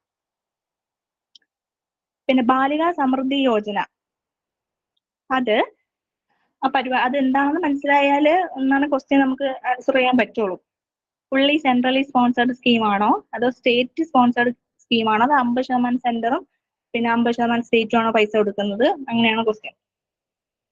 ബാലികാ സമൃദ്ധി യോജന എന്ന് വെച്ചാല് അതിന്റെ പേര് തന്നെ ഉണ്ടല്ലോ, പെൺകുട്ടികൾക്ക് സമൃദ്ധി ഉണ്ടാകാൻ വേണ്ടിയിട്ടാണ് ബാലികാ Samriddhi Yojana. Empowerment of girl ചിൽഡ്രനാണ് ഉദ്ദേശിക്കുന്നത്. അതായത് പിന്നെ ഹൈസ്കൂൾ എഡ്യൂക്കേഷൻ കഴിഞ്ഞ കുട്ടികൾക്ക്, പെൺകുട്ടികൾക്ക് മാത്രം എന്ത് ചെയ്യുക, ഫണ്ട് ഇങ്ങനെ കൊടുക്കുക. ചെറിയ ചെറിയ പൈസ ആണെന്നാലും അത് കൊടുക്കുക. അത് ഓരോ ഫാമിലിയിൽ നിന്ന് 2 ഗേൾ ചൈൽഡിന് മാത്രമേ ആ പൈസ കിട്ടത്തുള്ളൂ. ഇപ്പൊ കുട്ടികൾ എത്ര ഉണ്ടെങ്കിലും കുഴപ്പമില്ല. ഒരാൾക്ക് 5 കുട്ടികളുണ്ട്, പക്ഷെ 2 പെൺകുട്ടികൾക്ക്, അതിൽ 2 പേര് പെൺകുട്ടികളാണെങ്കിൽ 2 പെൺകുട്ടികൾക്ക് ആ ഫണ്ട് കിട്ടും. ഹൈസ്കൂൾ എഡ്യൂക്കേഷൻ എന്ത് ചെയ്യണം, കംപ്ലീറ്റ് ആക്കണം എന്നേ ഉള്ളൂ. അത് കംപ്ലീറ്റ്ലി സെൻട്രൽ സ്പോൺസേർഡ് സ്കീമാണ്.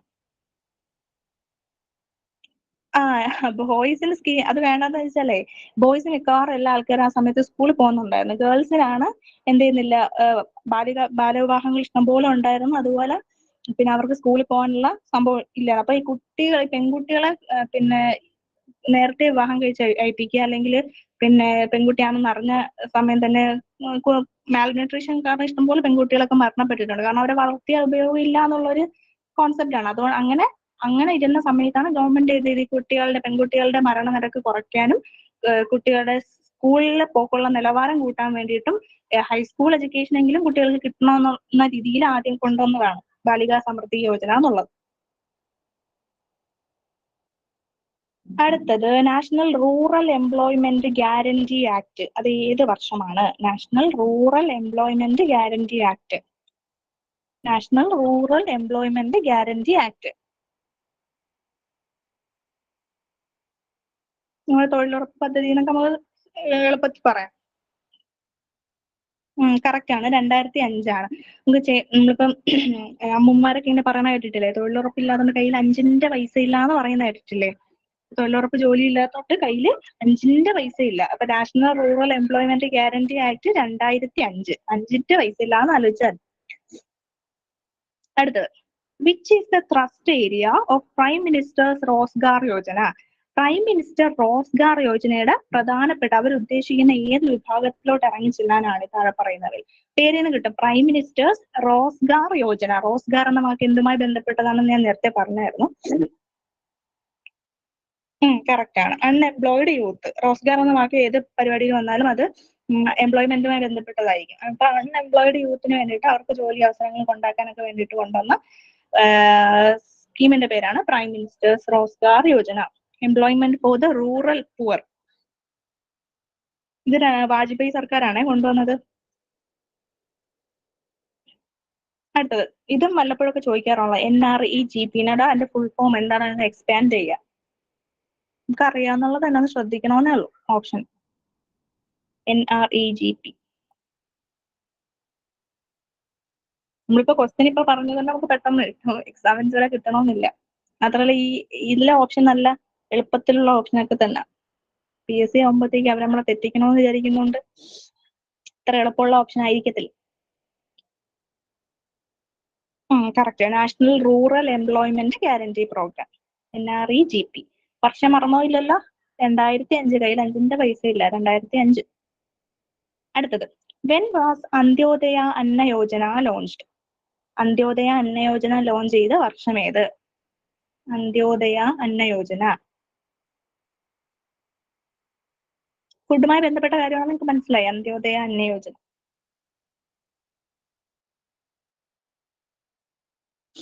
ഇതും നേരത്തെ പറഞ്ഞ പോലെ തന്നെ BPL ഉള്ള കുട്ടികൾക്കല്ല, ആൾക്കാർക്ക് പിന്നെ അരിയൊക്കെ കൊടുക്കുന്ന പരിപാടിയാണ്. ഡേറ്റ് ഇതാണ്, ഡിസംബർ 25, 2000. ഈ 2000-ന് എനിക്ക് കോഡൊന്നും കിട്ടിയില്ല കേട്ടോ. ഞാനിങ്ങനെ ആലോചിച്ചിരിക്കുന്ന ഡിസംബർ 25 ക്രിസ്മസ് അല്ലേ, ക്രിസ്മസിന് നല്ല ഫുഡ് അടിയല്ലേ നമ്മൾ, അങ്ങനെ ആലോചിച്ചാൽ മതി. അന്ത്യോദയ അന്ന യോജന, ക്രിസ്മസിന് നല്ല അന്നമാണെന്ന് ആലോചിച്ചാൽ മതി. ഡിസംബർ 25, 2000. ഡിസംബർ 25, 2000. അടുത്തത്, Sampoorna Grameen Rozgar Yojana was dedicated to the nation by the prime minister. ഏത് പ്രധാനമന്ത്രിയാണ് സമ്പൂർണ്ണ ഗ്രാമീണ റോസ്ഗാർ യോജന കൊണ്ടുവന്നത്?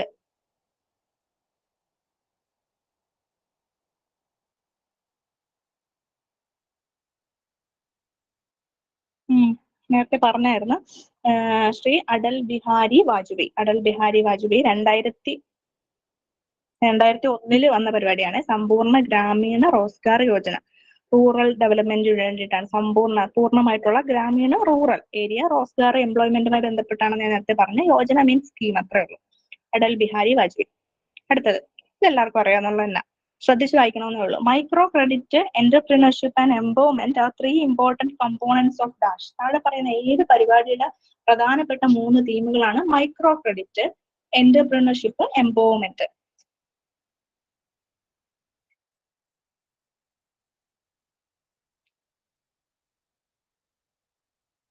അതിൽ ആൻസർ അടയാളപ്പെടുത്തിയിട്ടില്ല കേട്ടോ, അത് ഞാൻ തിരുത്തി തരാം. കുടുംബശ്രീ ആണ് അതിന്റെ ആൻസർ. അതായത് നിങ്ങൾക്ക് അറിയാം, കുടുംബശ്രീ എന്ന് വെച്ചാൽ കുടുംബശ്രീയുടെ ഏറ്റവും താഴെയുള്ള യൂണിറ്റ് നമ്മൾ സാധാരണ പറയുന്ന NHGs ആണ്, നൈബറിംഗ് ഹൗസിംഗ്. അടുത്തുള്ള വീട്ടിൽ അയൽക്കൂട്ടങ്ങൾ എന്ന് പറയുന്ന സംഭവമാണ്. അല്ലെങ്കിൽ നമ്മൾ മൈക്രോ ക്രെഡിറ്റ്, ചെറിയ പൈസ ഉണ്ടാവും, 10 രൂപയോ 25 രൂപയൊക്കെ ഇങ്ങനെ നമ്മൾ സേവ് ചെയ്ത് വെക്കും.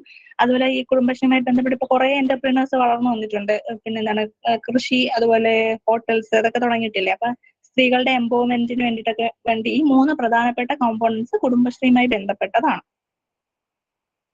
അടുത്തത്, ബധിരരായ കുട്ടികളുടെ കോക്ലിയ മാറ്റിവെക്കൽ ശസ്ത്രക്രിയക്ക് ധനസഹായം നൽകുന്ന കേരള സർക്കാർ പദ്ധതി ഏത്? പേരിൽ തന്നെ കിട്ടും. ബധിരരായിട്ട് കുട്ടികളുടെ കോക്ലിയ മാറ്റിവെക്കുക. കോക്ലിയ എന്ന് വെച്ചാൽ നമ്മുടെ ചെവിയുടെ അകത്തുള്ള ഒരു സാധനമാണ്, ബാലൻസിനൊക്കെ സഹായിക്കുന്ന, കേൾക്കാനൊക്കെ സഹായിക്കുന്ന സംഭവമാണ് കോക്ലിയ. അത് മാറ്റിവെക്കാൻ വേണ്ടിയിട്ട് ശസ്ത്രക്രിയ നടത്തുമ്പോൾ അതിന് കേരള സർക്കാർ ഒരു ധനസഹായം കൊടുക്കുന്നുണ്ട്. അതിന്റെ പേര് ശ്രുതി തരംഗം. സൗണ്ട് വേവ്സ് എന്ന് ആലോചിച്ചാൽ മതി, ശ്രുതി തരംഗം. അടുത്തത്, അവിവാഹിതരായ അമ്മമാരുടെയും അവരുടെ കുട്ടികളുടെയും പുനരധിവാസത്തിനായി കേരള സർക്കാർ ആരംഭിച്ച പദ്ധതി ഏത്? പറയാട്ടോ, ബാക്കി ഓപ്ഷൻസ് പറയാം. അവിവാഹിതരായ അമ്മമാരുടെയും അവരുടെ കുട്ടികളുടെയും ഏതെങ്കിലും തരത്തിൽ അവിവാഹിതരായ അമ്മമാരുണ്ടാകുന്ന ഇതൊക്കെ ഉണ്ടെങ്കിൽ അവരെയും അതുപോലെ അവരുടെ കുട്ടികളെയും പുനരധിവാസത്തിന് വേണ്ടിയിട്ട് കേരള സർക്കാർ ആരംഭിച്ച പദ്ധതി ഏത്? സ്നേഹസ്പർശം. അടുത്തത് 65 വയസ്സിന് മേൽ പ്രായമായവർക്ക് വേണ്ടി കേരള സർക്കാർ നടപ്പിലാക്കുന്ന ആരോഗ്യ സുരക്ഷാ പദ്ധതി. പേരിൽ നിന്ന് നമുക്ക് കിട്ടും. 65 വയസ്സിൽ കൂടുതലുള്ള ആൾക്കാർക്ക് കേരള സർക്കാർ നൽകുന്ന ആരോഗ്യവുമായി ബന്ധപ്പെട്ടതാണ്. ആരോഗ്യ സുരക്ഷാ പദ്ധതിയാണ് വയോമിത്രം. വയോ മീൻസ് പ്രായമായ ആൾക്കാർ, വയസ്സായ ആൾക്കാരെന്നുള്ള വയോജനം എന്ന അർത്ഥത്തില് മിത്രം അവരോട് ചേർന്ന് നിൽക്കുക. ആരോഗ്യ സുരക്ഷാ പദ്ധതിയാണ് വയോമിത്രം. അതുപോലെ വൃക്കരോഗം, ഹൃദ്രോഗം, ഹീമോഫീലിയ തുടങ്ങിയ മാരക രോഗങ്ങൾ ബാധിച്ച കുട്ടികൾക്ക് ധനസഹായം നൽകുന്ന പദ്ധതിയുടെ പേരെന്താണ്? ധനസഹായം നൽകുന്ന പദ്ധതി. കുട്ടികൾക്കുള്ള ധനസഹായമാണ് താലോലം. കുട്ടികൾക്കുള്ള ധനസഹായം താലോലം. അടുത്തത് അവിവാഹിതരായ അമ്മമാർ, വിവാഹമോചിതരായ വനിതകൾ, അതുപോലെ വിധവകൾ എന്നീ പിന്നോക്ക അവസ്ഥയിലുള്ള വനിതകൾക്ക് വേണ്ടിയിട്ട് ആരംഭിച്ച സ്വയം തൊഴിൽ പദ്ധതി ഏത്? നേരത്തെ പറഞ്ഞ എന്തുവായിരുന്നു? സ്വയം തൊഴിൽ പദ്ധതി അല്ല, അവർക്ക് വേണ്ടിയുള്ള സഹായം കൊടുക്കാനുള്ള പദ്ധതിയാണ്. ഇത് സ്വയം തൊഴിൽ പദ്ധതി ഏതാ? ശരണ്യ. ഇത് ഓൾറെഡി ഞാൻ എല്ലാ ഓപ്ഷനിലുള്ള എല്ലാ ക്വസ്റ്റ്യനും വെച്ചിരുന്നത് കൊണ്ടാണ് നേരത്തെ ഓപ്ഷൻ ഇങ്ങനെ പറഞ്ഞു പോകാത്തത്. ശ്രുതി തരംഗം കോക്ലിയ ഇംപ്ലാന്റ് ചെയ്യുക, മറ്റേ താലോലം കുട്ടികൾക്ക് വേണ്ടിയിട്ടുള്ളത്, പിന്നെ ഏതാണ് ഹീമോഫിലിയൊക്കെ ബാധിച്ച കുട്ടികൾക്ക് വേണ്ടിയിട്ടുള്ള. ശരണ്യ അവിവാഹിതരായിട്ടുള്ള, അതിന് അശരണരായ എന്നൊരർത്ഥത്തിലെടുത്ത അശരണരായിട്ടുള്ള വനിതകൾക്ക് വേണ്ടിയിട്ടുള്ള സ്വയം തൊഴിൽ പദ്ധതിയാണ് ശരണ്യ. കോളേജ് വിദ്യാർത്ഥികളുടെ നൈപുണ്യശേഷി സ്കില്ല് വർദ്ധിപ്പിക്കാൻ വേണ്ടി, സ്കിൽ ഡെവലപ്മെന്റിന് വേണ്ടിയിട്ട് ആരംഭിച്ച പദ്ധതി ഏത്? ഈ ഇടയ്ക്കായിട്ടാണ് തുടങ്ങിയത്. നിങ്ങൾ ന്യൂസിലൊക്കെ കണ്ടിട്ടുണ്ടാവും. കോളേജ് കുട്ടികളുടെ സ്കിൽ ഡെവലപ്മെന്റിന് വേണ്ടിയിട്ട് തുടങ്ങിയ പദ്ധതി. ഇത് നമുക്കറിയാം. ശ്രുതി തരംഗം കോക്ലിയാണ്, താലോലം മറ്റു കുട്ടികൾക്കുള്ള എയ്ഡ്സ് ആണ്, പിന്നെ ശരണ്യ സ്ത്രീകൾക്ക് വേണ്ടി, അശരണരായിട്ടുള്ള സ്ത്രീകൾക്ക് വേണ്ടിയിട്ടുള്ള സ്വയം തൊഴിൽ പദ്ധതിയാണ്. അപ്പൊ ബാക്കി ഒറ്റ ഓപ്ഷനേ ഉള്ളൂ, യെസ് കേരള.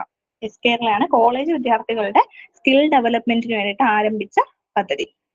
ഇപ്പൊ നമ്മൾ കുറച്ച് പിന്നെ സോഷ്യൽ വെൽഫെയർ സ്കീമുകളും പ്രോജക്റ്റുകളും ഒക്കെ കുറച്ച് പഠിച്ചു. ഇനി നമുക്ക് ലിറ്റററി ഫിഗേഴ്സിലോട്ട് വരാം. അതിനകത്ത് നിന്നുള്ള കുറച്ച് ക്വസ്റ്റ്യൻസ് നോക്കാം. ഒന്ന്, കാക്കേ കാക്കേ കൂടവിടെ കൂട്ടിനകത്തൊരു കുഞ്ഞുണ്ടോ? ഈ വരികൾ എഴുതിയതാര്? ആരാണ്? കാക്കേ കാക്കേ കൂടവിടെ കൂട്ടിനകത്തൊരു കുഞ്ഞുണ്ടോ? എല്ലാവർക്കും അറിയാം, ഉള്ളൂരാണ്. ഞാനിത് ആലോചിക്കുന്ന വെച്ചാൽ സാധാരണ ഈ കൊച്ചുകുട്ടികളൊക്കെ ഫുഡ് കഴിപ്പിക്കാൻ വലിയ പാടാണല്ലോ. അപ്പൊ നമ്മളിങ്ങനെ കാക്കേ കാക്കയൊക്കെ പാടിയിട്ടൊക്കെ ഈ കുട്ടിയുടെ ഫുഡ് ഉള്ളിലാക്കുന്നത്. കുട്ടികളുടെ ഫുഡിനെ ഇങ്ങനെ ഉള്ളിലാക്കി കൊടുക്കുന്നത് കാക്കേ കാക്കയ്ക്ക് തന്നെ പാട്ട് പാടിയിട്ടായിരിക്കും. അപ്പൊ എന്താണ്? ഉള്ളൂർ. കാക്കേ കാക്കേ ആ പാട്ടിന്റെ എഴുതിയ ആള് ഉള്ളൂർ. അടുത്തത്, ഇത് ക്വസ്റ്റ്യൻ അല്ല, ഓപ്ഷൻ ഒന്നും അറിയിട്ടാളല്ലേ, ക്വസ്റ്റ്യൻ അല്ല ഇത്. ആധുനിക കവിത്രയം 3 ആൾക്കാരാണ്. ഇതങ്ങനെ ചോദിക്കാൻ സാധ്യത വെച്ചാൽ എല്ലാവർക്കും അറിയാവുന്ന ക്വസ്റ്റ്യൻ ആണ്, എന്നാലും ചിലപ്പോൾ വന്നാലോ എന്ന് പറഞ്ഞിട്ട് ഞാൻ ചോദിച്ചത്. ഓപ്ഷൻ ഇടരുന്നത് പറഞ്ഞതേ ഉള്ളൂ, അതിനും ഓപ്ഷൻ വന്നു. ക്വസ്റ്റ്യൻ അല്ല ഇത്. ആധുനിക കവിത്രയം 3 ആൾക്കാരാണ്: കുമാരനാശാൻ, ഉള്ളൂര്, വള്ളത്തോൾ. കുമാരനാശാൻ, ഉള്ളൂര്, വള്ളത്തോൾ. ഓക്കെ, ഇതാണ് 3 ആൾക്കാര്. അതിൽ പ്രാചീന കവിത്രയം കൊണ്ട് എഴുത്തച്ഛൻ, കുഞ്ചൻ നമ്പ്യാർ, ചെറുശ്ശേരി. നമുക്കറിയാം എഴുത്തച്ഛൻ മലയാള ഭാഷയുടെ പിതാവാണ്. കുഞ്ചൻ നമ്പ്യാർ മറ്റേ ആട്ടൽ പ്രസ്ഥാനം. അതുപോലെ ചെറുശ്ശേരി കൃഷ്ണഗാഥ എഴുതിയ ചെറുശ്ശേരി. ഇത് പ്രാചീന കവിത്രയമാണ്. ചോദിക്കത്തൊന്നുമില്ല കേട്ടോ, ഞാൻ പറഞ്ഞതേ ഉള്ളൂ. ഇനി ആധുനിക കവിത്രയത്തിന് 3 പേരുണ്ട്. ആരൊക്കെയാണ്? കുമാരനാശാൻ, ഉള്ളൂർ, വള്ളത്തോൾ. ഇവരുടെ ഒരു പിന്നെ ചിലപ്പോ ഇങ്ങനെ അവരെ പറ്റിയുള്ള വിശേഷണം ചിലപ്പോൾ ചോദിക്കാറുണ്ട്. ഞാനതിങ്ങനെ പഠിച്ചു വെച്ചിരിക്കുന്നത് ഇങ്ങനെയാണ്: ആശാൻ ആശയ ഗംഭീരൻ, ഉള്ളൂർ ഉജ്ജ്വല ശബ്ദാട്യൻ, വള്ളത്തോൾ ശബ്ദസുന്ദരൻ. ആശാൻ ആശയഗംഭീരൻ എന്നറിയപ്പെടുന്ന ആളാര്? ആശാൻ. ആശാൻ ആശയഗംഭീരൻ. രണ്ടിൽ ഷായും ആയും ഉണ്ട്. ആശാൻ ആശയഗംഭീരൻ, ഉള്ളൂർ ഉജ്ജ്വല ശബ്ദാട്യൻ. ഉള്ളൂർ ഉജ്ജ്വല ശബ്ദാട്യൻ, വള്ളത്തോൾ ശബ്ദസുന്ദരൻ. അത് വള്ളത്തോൾ നല്ല പാട്ട് ഇങ്ങനെ കവിത നല്ല ഈണത്തിൽ പാടുന്ന ആളായിരുന്നു, അതുകൊണ്ടാണ് വള്ളത്തോൾ ശബ്ദസുന്ദരൻ. അത് ഓർത്ത് വെച്ചോണേ. കുമാരനാശൻ ആശാൻ ആശയഗംഭീരൻ, ഉള്ളൂർ ഉജ്ജ്വല ശബ്ദാട്യൻ, വള്ളത്തോൾ ശബ്ദസുന്ദരൻ. അടുത്തത് ഇത് അറിയായിരിക്കും. സൂര്യകാന്തിയുടെ കവി എന്നറിയപ്പെടുന്നത് ആര്? സൂര്യകാന്തിയുടെ കവി. സൂര്യകാന്തി എന്നൊരു ഒരു കവിത ഉണ്ട് അദ്ദേഹത്തിന്, അതുകൊണ്ടാണ് സൂര്യകാന്തിയുടെ കവി എന്ന് അദ്ദേഹം അറിയപ്പെടുന്നത്. ആരാണത്?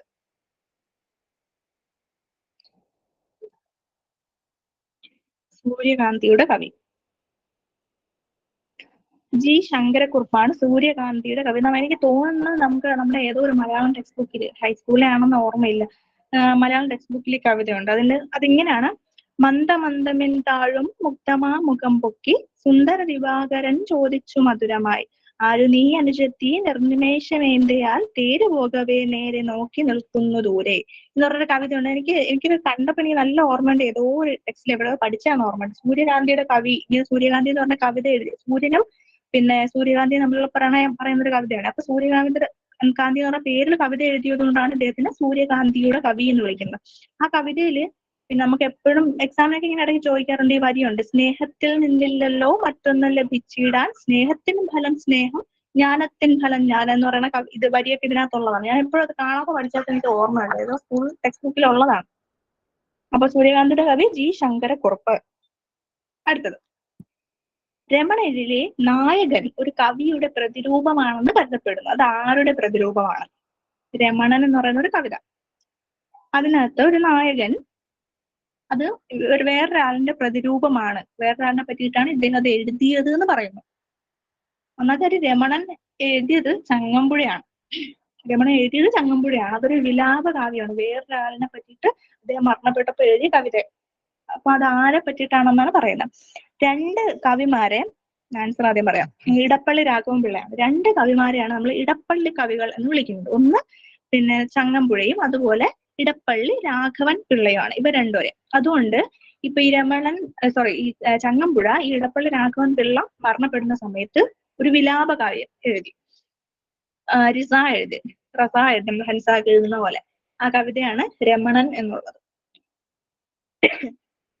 അടുത്തത്, മഹാകവി ഉള്ളൂരിന്റെ മഹാകാവ്യമേത്? ഇത് ഓപ്ഷൻ ഇടാൻ മറന്നുപോയതാണോ? മറന്നുപോയതല്ല, ഞാൻ നോട്ട് പോലെ ഉണ്ടാക്കിയതാണ്. മഹാകവി ഉള്ളൂരിന്റെ മഹാകാവ്യമേത്? ഉമാകേരളം. സാധാരണ മഹാകവി എഴുതുമ്പോഴാണ് നമ്മൾ മഹാകവി എന്ന് വിളിക്കുന്നത്. അപ്പം മഹാകവി ഉള്ളൂരിന്റെ മഹാകാവ്യം ഏതെന്ന് ചോദിച്ചാൽ ഉമാകേരളം.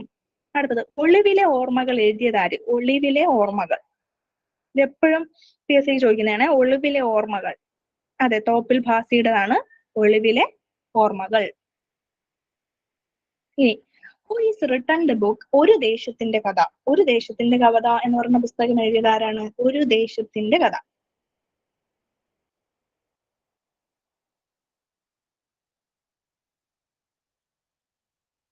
എല്ലാവർക്കും അറിയാം, SK പൊറ്റക്കാടാണ് ഒരു ദേശത്തിന്റെ കഥ.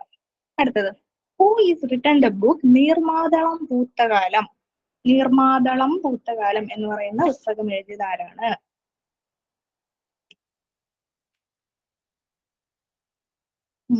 ഇതും അറിയാം, മാധവിക്കുട്ടിയാണ്. അത് നീർമാതളം ഈ മാധവിക്കുട്ടിയുടെ ഒരു ബയോഗ്രഫി പോലെ ഈ സമയത്ത് ആമി എന്ന് പറയുന്ന സിനിമ ഇറങ്ങിയില്ലേ, മഞ്ജു വാര്യറാണ് അതില് മാധവിക്കുട്ടിയായിട്ട് അഭിനയിച്ചിട്ടുള്ളത്. അതിലൊരു പാട്ടുണ്ട് ഇങ്ങനെ: നീർമാതളപ്പൂവിനുള്ളിൽ നീഹാരമായി വീണഗാനം ഒരു പാട്ടുണ്ടല്ലോ, ശ്രേയ ഘോഷൽ പാടിയ പാട്ട്, അത് ഓർത്ത് വെച്ചിരുന്നാൽ മതി. അപ്പൊ നീർമാതളം പൂത്തകാലം, മാധവിക്കുട്ടി.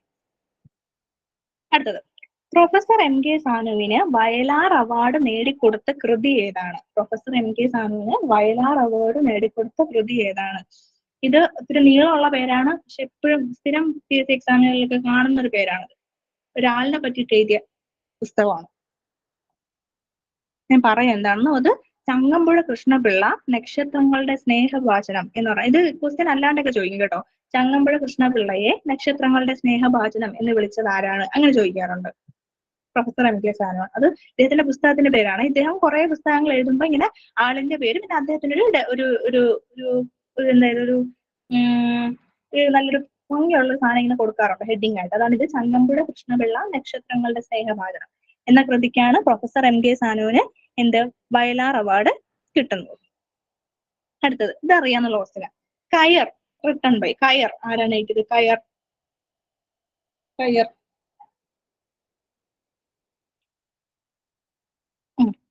തകഴിയാണ്. തകഴി ശിവശങ്കര പിള്ളയുടെ കൃതിയാണ് കയർ.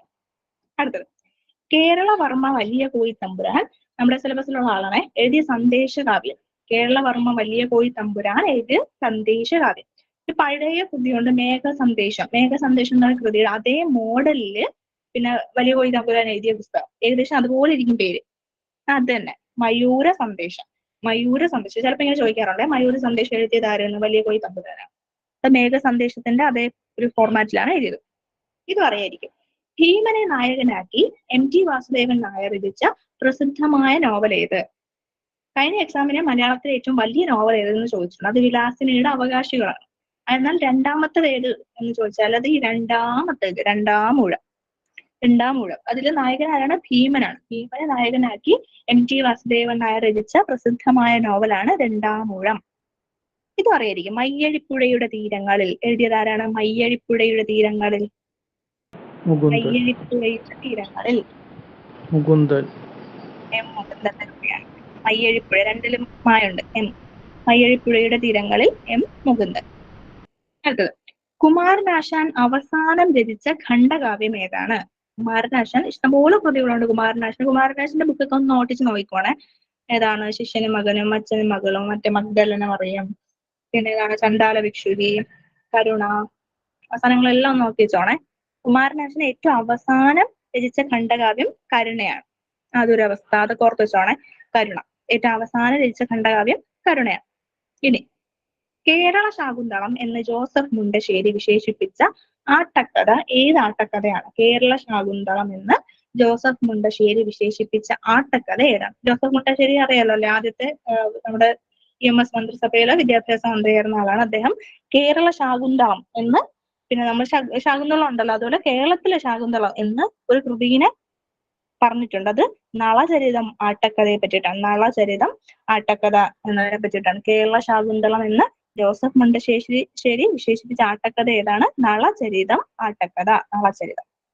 ഉള്ളൂരിന്റെ സാഹിത്യ ചരിത്രത്തിന്റെ പേരേതാണ്? ഉള്ളൂരിന്റെ സാഹിത്യ ചരിത്രത്തിന്റെ പേര്. നമുക്ക് എല്ലാവർക്കും സാഹിത്യ ചരിത്രമുണ്ട്. ഇപ്പൊ നമ്മളിപ്പോ അറബിക്കിൽ പറയില്ല, താരിഖുൽ അദബുൽ അറബി, സയ്യാദിനും പിന്നെ ഹന ഫഹൂരിക്കും ഒക്കെ ഉണ്ടെന്ന് പറയുന്ന പോലെ ഉള്ളൂരിന് സാഹിത്യ ചരിത്രത്തിന്റെ ഒരു പേരുണ്ട്. അതേ ഒരു പുസ്തകം എഴുതിയിട്ടുണ്ട്, സാഹിത്യ ചരിത്രം പറയുന്ന ഒരു പുസ്തകം എഴുതിയിട്ടുണ്ട്. അതിന്റെ പേരെന്താണ്? അധികം പേർക്കൊന്നും ഇങ്ങനത്തെ പുസ്തകമില്ല. സാഹിത്യ ചരിത്രം ചോദിച്ചാൽ മിക്കവാറും ഉള്ളൂർ തന്നെ ആയിരിക്കും എന്റെ ആൻസർ. കേരള സാഹിത്യ ചരിത്രം എന്നാണ്, കേരള സാഹിത്യ ചരിത്രം എന്നാണ് ഉള്ളൂരിന്റെ സാഹിത്യ ചരിത്രത്തിന്റെ പേര്. കേരള സാഹിത്യ ചരിത്രം. അടുത്തത്, തകഴിയുടെ ചെമ്മീൻ എന്ന നോവലിലെ, നമുക്കറിയാം ചെമ്മീൻ എന്ന നോവലൊക്കെ കണ്ടിട്ടുണ്ടാവുമല്ലോ നിങ്ങൾ, സിനിമയും കണ്ടിട്ടുണ്ടോ? ആ നോവലിലെ പശ്ചാത്തലം വരുന്നത് ഏത് കടപ്പുറമാണ്? ഏത് കടപ്പുറത്താണ് ചെമ്മീൻ എന്ന് പറയുന്ന നോവൽ? അതിന്റെ പശ്ചാത്തലം വരുന്നത് ഏത് കടപ്പുറത്താണ്? അതെ, പുറക്കാട് കടപ്പുറത്താണ്. പുറക്കാട് കടപ്പുറത്താണ്.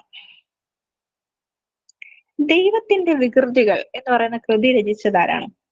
ദൈവത്തിന്റെ വികൃതികൾ. ദൈവത്തിന്റെ ചാരന്മാരല്ല കേട്ടോ, ദൈവത്തിന്റെ വികൃതികൾ. ദൈവത്തിന്റെ ചാരന്മാർ നമ്മൾ ഇപ്പൊ ഇറങ്ങിയ പുസ്തകമാണ്, ജോസഫ് അന്നംകുട്ടി ജോസിന്റെ പുസ്തകം ദൈവത്തിന്റെ ചാരന്മാർ. ഇത് ദൈവത്തിന്റെ വികൃതികൾ. ഇത് കറക്റ്റ് ആണ്. മുകുന്ദനാണ് ദൈവത്തിന്റെ വികൃതികൾ എന്ന് പറയുന്ന പുസ്തകം എഴുതിയത്. ഇനി പപ്പു എന്ന കൃതിയിലെ കഥാപാത്രം, പപ്പു എന്നുള്ളത് ഏത് കൃതിയിലെ കഥാപാത്രമാണ്? പപ്പു. ഇതുപോലെ കൃതിയും കഥാപാത്രങ്ങളൊക്കെ ചിലതൊക്കെ ഇങ്ങനെ ചോദിക്കാറുണ്ട്, നോട്ടീസൊക്കെ നോക്കി വെച്ചേക്കണേ. ഓടയിൽ നിന്ന് P. കേശവദേവിന്റെ പുസ്തകം നമുക്കറിയാം. അതിലെ കഥാപാത്രത്തിന്റെ പേരാണ് പപ്പു. നിങ്ങൾക്ക് ഈ ക്വസ്റ്റ്യൻ എവിടെ നിന്നൊക്കെയാണ് വരുന്നതെന്നൊരു ഐഡിയ കിട്ടാൻ വേണ്ടിയിട്ടാണ് ഇത് ചെയ്യുന്നത് കേട്ടോ.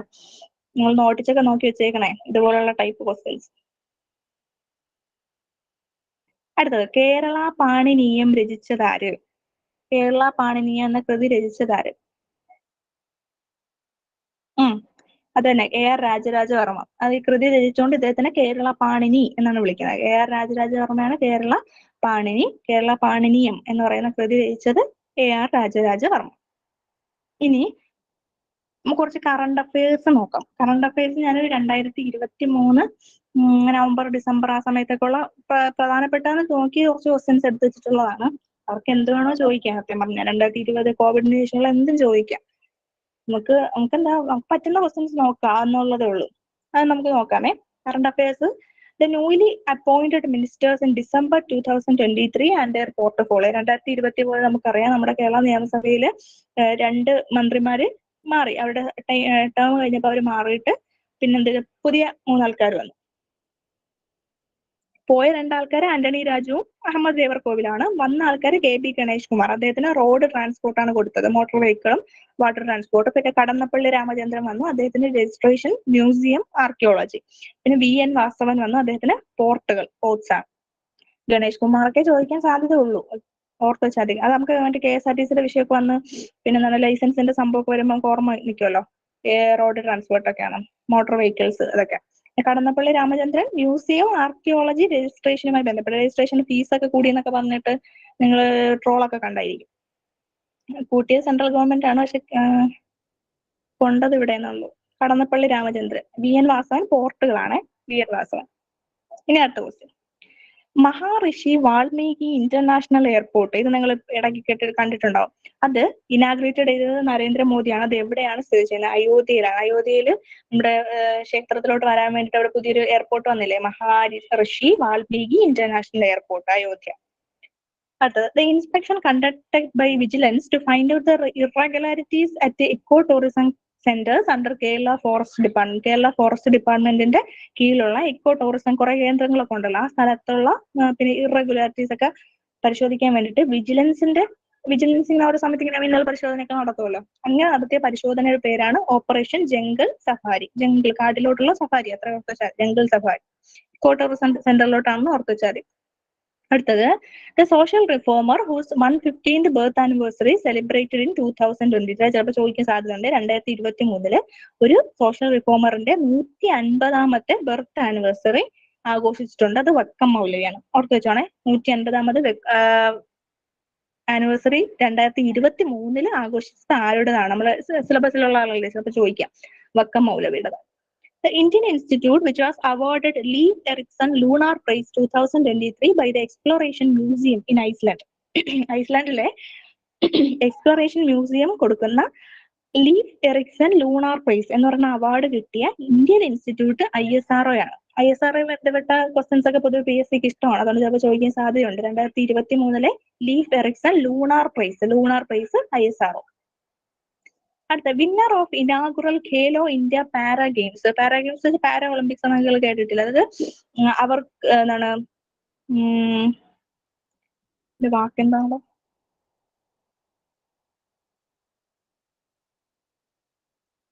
ഭിന്നശേഷി ഒളിമ്പിക്സ് ഗെയിംസുകളാണ്. അതിൽ ഇനാഗുറൽ ഖേലോ ഗെയിംസ് എന്ന് പറഞ്ഞിട്ട് നമ്മൾ ഗെയിംസ് നടത്തി. അതിൽ വിന്നർ ആയിരുന്നത് ഏത് സംസ്ഥാനമാണ്? ഹരിയാന. ഇത് ചോദിക്കാൻ സാധ്യതയുണ്ടെന്ന് വെച്ചാൽ ഇപ്പൊ അങ്ങനെ ഈ ഇടയ്ക്കൊന്നും അങ്ങനെ നോക്കിയിട്ടൊന്നും ക്വസ്റ്റ്യൻ പേപ്പറിലൊന്നും ഇതുമായിട്ട് ഇങ്ങനെ ഒരു IFFKയുടെ ക്വസ്റ്റ്യൻ ഒന്നും കാണാറില്ല. എന്നാലും ഒന്ന് ഓർത്ത് വെക്കാൻ വേണ്ടിയിട്ട് ഇപ്പൊ നടന്ന IFFK 28ാമത് IFFK ആണ്. അതില് ചോദിക്കാൻ സാധ്യതയുള്ളത് ബെസ്റ്റ് മലയാളം ഫിലിമായിട്ട് സെലക്ട് ചെയ്ത ആട്ടം എന്ന് പറയുന്ന ഫിലിമാണ്. ബെസ്റ്റ് ഫിലിമായിട്ട് സെലക്ട് ചെയ്തത് ഏബിൾ ഡസ് നോട്ട് എക്സിസ്റ്റ്, അത് ചോദിക്കാൻ സാധ്യതയില്ല. ഓഡിയൻസ് പോൾ അവാർഡ് കിട്ടിയത് മലയാള സിനിമയ്ക്കാണ്, തടവു എന്ന് പറഞ്ഞ മലയാള സിനിമ. അതുപോലെ ബെസ്റ്റ് മലയാളം ഫിലിമായിട്ട് കിട്ടിയത് ആട്ടം എന്ന് പറയുന്ന സിനിമയാണ്. ആട്ടം ഈ ഇടയ്ക്ക് കുറെ നന്നായിട്ട് ഓടിയ സിനിമയല്ലേ, അതുകൊണ്ട് ചിലപ്പം ചോദിച്ചാലോ എന്ന് വിചാരിച്ച് ഞാൻ കൊടുത്താണ്. 28ാമത് IFFK ആണ് നടന്നത്. അടുത്തത്, ഇത് ചിലപ്പോൾ ചോദിക്കാൻ സാധ്യതയുണ്ട്. The assembly constituency which will prepare first water budget, ആദ്യത്തെ ജല ബജറ്റ്, ആദ്യത്തെ water budget, first water budget ഇന്ത്യയിൽ തന്നെ ആദ്യമായിട്ടൊരു സ്ഥലം വാട്ടർ ബജറ്റ് അവതരിപ്പിച്ചത്, അത് പ്രിപ്പയർ ചെയ്തത് ധർമ്മടം ആണ്, ധർമ്മടം. അതുപോലെ the university which launched Samanvaya education programme at Kannur central jail which aims at providing an opportunity to continue studies for prison inmates. ജയിലിലുള്ള ആൾക്കാർക്ക് വേണ്ടി, കണ്ണൂർ സെൻട്രൽ ജയിലിലെ ആൾക്കാർക്ക് വേണ്ടിയിട്ട് അവർക്ക് വിദ്യാഭ്യാസം നേടുന്നതിന് വേണ്ടിയിട്ട് സമന്വയ എന്ന് പറയുന്ന ഒരു പദ്ധതി കൊണ്ടുവന്ന ആരാണ്? Sreenarayana Guru open university, SNG open യൂണിവേഴ്സിറ്റിയാണ്. കൊല്ലമാണ് അതിന്റെ ആസ്ഥാനം. അവര് കണ്ണൂർ സെൻട്രൽ ജയിലിൽ, നമ്മൾ ഓർക്കത്തില്ലല്ലോ, കൊല്ലത്തല്ലേ, അതുകൊണ്ട് ഓർക്കത്തില്ലാന്ന് വിചാരിച്ച് ഞാൻ കൊടുത്താണ്. കണ്ണൂർ സെൻട്രൽ ജയിലിലെ പ്രിസൺ ഇൻമേറ്റ്സിന് വേണ്ടിയിട്ടുള്ള സമന്വയ എന്ന് പറഞ്ഞ എഡ്യൂക്കേഷൻ പ്രോഗ്രാം കൊണ്ടുവന്ന ഓപ്പൺ യൂണിവേഴ്സിറ്റിയാണ് ശ്രീനാരായണ ഗുരു ഓപ്പൺ യൂണിവേഴ്സിറ്റി. സമന്വയ ശ്രീനാരായണ, അത് ഓർത്ത് വെച്ചാൽ സമന്വയ ശ്രീനാരായണ. അടുത്തത്, the scheme launched by Telangana government to provide free travel in government buses for women. ഇത് മുമ്പ് തമിഴ്നാട്ടിൽ ഇങ്ങനെ ഉണ്ടായിരുന്നത്, പെൺകുട്ടികൾക്ക് പിന്നെ ബസ്സിൽ ട്രാവൽ കൊടുക്കണ്ട, മീൻസ് ഫെയർ കൊടുക്കണ്ട. അത് 0 ടിക്കറ്റ് ബസ് ട്രാവൽ എന്ന് പറഞ്ഞൊരു പേരായിരുന്നു അതിന്. പക്ഷെ തെലങ്കാനയിൽ സെയിം സാധനം തെലങ്കാനയിൽ പോയപ്പോൾ അവർ അതിന്റെ പേര് കൊടുത്തു, മഹാലക്ഷ്മി സ്കീം എന്നാണ് അതിന്റെ പേര്, മഹാലക്ഷ്മി സ്കീം. പിന്നെ ഈ പൊതുവെ ഈ ഡേവിസ് കപ്പ്, നമുക്ക് അറിഞ്ഞൂടാത്ത കപ്പുകളോടൊക്കെ പ്രത്യേകിച്ച് PSCക്ക് ഒരു താല്പര്യമുണ്ട്, അതുകൊണ്ട് ഇതാണ് ഇത് കൊടുത്തത്. 2023 ഡേവിസ് കപ്പിന്റെ വിന്നേഴ്സ് ആരായിരുന്നു? ഡേവിസ് കപ്പ് ടെന്നീസുമായി ബന്ധപ്പെട്ടുള്ള ഒരു പരിപാടിയാണ് ഡേവിസ് കപ്പ്. 2023 അത് കിട്ടിയത് ഇറ്റലിക്കാണ്. 2021 കഴിഞ്ഞ 2019 ക്വസ്റ്റ്യൻ ആണെന്ന് തോന്നുന്നു. എസ്ര കപ്പ് ഏതുമായി ബന്ധപ്പെട്ടാണെന്ന് ചോദിച്ചിട്ടുണ്ടായിരുന്നു. എസ്ര കപ്പ് പോളോയുമായി ബന്ധപ്പെട്ട്. അതുപോലെ ഡേവിസ് കപ്പ് ഏതുമായി ബന്ധപ്പെട്ടാന്ന് ചോദിക്കും. ടെന്നീസുമായി ബന്ധപ്പെട്ടതാണ്. 2023 ഡേവിസ് കപ്പ് കിട്ടിയത് ഇറ്റലിക്കാണ്.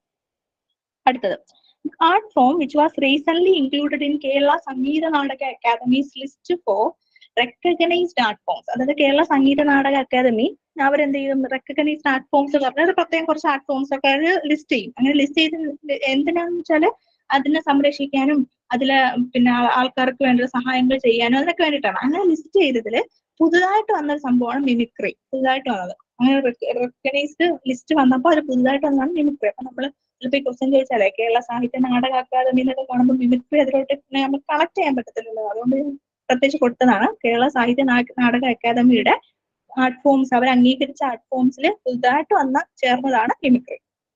അടുത്തത് first Malayali cricketer to lead India women's cricket A ടീമിനെ ലീഡ് ചെയ്യുന്ന എല്ലാവരും ന്യൂസ് പേപ്പറിൽ കണ്ടായിരിക്കും ഇദ്ദേഹത്തിന്, മിന്നുമണിയാണ്. First Malayali cricketer to lead India women's cricket A team, Minnu Mani. Okay, പിന്നെ നമ്മുടെ കറണ്ട് അഫയേഴ്സിലെ കുറച്ച് ക്വസ്റ്റ്യൻസ് നോക്കി എന്താണോ ചോദിക്കാൻ കേട്ടോ, നമുക്ക് അതിലൊരു ഉറപ്പൊന്നും പറയാൻ പറ്റില്ല. ഞാൻ പെട്ടെന്ന് കണ്ട അല്ലെങ്കിൽ ന്യൂസിൽ എനിക്ക് പിന്നെ ഓർമ്മ കിട്ടുന്ന പിന്നെ PSC ഓൾറെഡി ചോദിച്ച കുറച്ച് ക്വസ്റ്റ്യൻസ് ഞാൻ എടുത്തുന്നേ ഉള്ളൂ. അടുത്ത നമ്മൾ കോൺസ്റ്റിറ്റ്യൂഷനുമായി ബന്ധപ്പെട്ട കോൺസ്റ്റിറ്റ്യൂഷൻ അത് എടുക്കാൻ തന്നെ ഒരു പേടിയുള്ള സംഭവമാണ്. അത്രയും ടോപ്പിക്, അത്രയും കണ്ടന്റ് അവർ വാരി സിലബസിനകത്ത് കൊടുത്തിട്ടുണ്ട്. നമ്മളെ തെറ്റിക്കുക എന്നുള്ള ഉദ്ദേശത്തിൽ തന്നെയാണ് അവരങ്ങനെ കൊടുത്തിരിക്കുന്നത്. കാരണം അവർക്ക് മാർക്ക് കിട്ടിയാൽ അവർക്ക് അത് വിഷമമല്ലെന്ന് വിചാരിച്ചിട്ടായിരിക്കും. അപ്പൊ കോൺസ്റ്റിറ്റ്യൂഷനുമായി ബന്ധപ്പെട്ട് സ്ഥിരം PSC ചോദിക്കുന്ന കുറച്ച് ക്വസ്റ്റ്യൻസ് നമുക്ക് നോക്കാം. ഇത് തന്നെ സെയിം ക്വസ്റ്റ്യൻസ് ചോദിച്ചാൽ നമുക്ക് ആ മാർക്ക് കിട്ടണം, അത്രേ ഉള്ളൂ. ഒന്ന്, who appoints the chief justice of India? ഇന്ത്യയുടെ ചീഫ് ജസ്റ്റിസിനെ അപ്പോയിന്റ് ചെയ്യുന്നത് ആരാണ്? പ്രൈം മിനിസ്റ്റർ ആണോ, പ്രസിഡന്റ് ആണോ, സുപ്രീം കോടതി ചീഫ് ജസ്റ്റിസ് ആണോ, പാർലമെന്റ് ആണോ എന്നാണ് ക്വസ്റ്റ്യൻ. ഓക്കെ, നമ്മൾ ഇന്ത്യയിലെ പ്രധാനപ്പെട്ട എല്ലാ ആൾക്കാരെയും അപ്പോയിന്റ് ചെയ്യുന്നത് പ്രസിഡന്റ് ആണ്. ചീഫ് ജസ്റ്റിസ് ഓഫ് ഇന്ത്യനെ അപ്പോയിന്റ് ചെയ്യുന്നത് പ്രസിഡന്റ് ആണ്. ഇപ്പോഴത്തെ ചീഫ് ജസ്റ്റിസ് DY ചന്ദ്രചൂഡാണ്. അത് കഴിഞ്ഞ എക്സാമിന് ചോദിച്ചായിരുന്നു. ചീഫ് ജസ്റ്റിസ് ഓഫ് ഇന്ത്യ ആരാണെന്ന് DY ചന്ദ്രചൂഡാണ്. പ്രൈം മിനിസ്റ്റർ നമുക്കറിയാം, മോദിയാണ്. പിന്നെ ഇപ്പോഴത്തെ പ്രസിഡന്റ് ദ്രൗപദി മുർമു ആണ്, അത് നമുക്കറിയാം, ദ്രൗപദി മുർമു. ദ്രൗപദി മുർമുവിന്റെ പ്രത്യേകത വെച്ചാല് സ്വാതന്ത്ര്യം കിട്ടിയതിനു ശേഷം ജനിച്ച, അതായത് 1947 ശേഷം ജനിച്ച ആദ്യത്തെ പ്രസിഡന്റ് ദ്രൗപദി മുർമു ആണ്. അതുപോലെ ഒരു എന്താണ് ഇപ്പോഴത്തെ രാജ്യസഭാ സ്പീക്കർ ചിലപ്പോൾ ചോദിക്കാറുണ്ട്, ജഗദീപ് ധൻകർ. ഇപ്പോഴത്തെ വൈസ് പ്രസിഡന്റും അദ്ദേഹം തന്നെ. രാജ്യസഭാ സ്പീക്കർ ജഗദീപ് ധൻകർ ആണ്. അതുപോലെ ലോകസഭാ സ്പീക്കർ, അത് നിങ്ങൾ അദ്ദേഹത്തിന് കേട്ടിട്ടുണ്ടാവും, ഓം ബിർളയാണ്. ലോകസഭാ സ്പീക്കർ ഓം ബിർള. എല്ല് എന്ന് ഓർച്ചാൽ ലോകസഭയിൽ എല്ലുണ്ടല്ലോ, എല്ല് ഇംഗ്ലീഷ് ലെറ്റർ എല്ലാണ്, മറ്റേ എല്ലല്ല.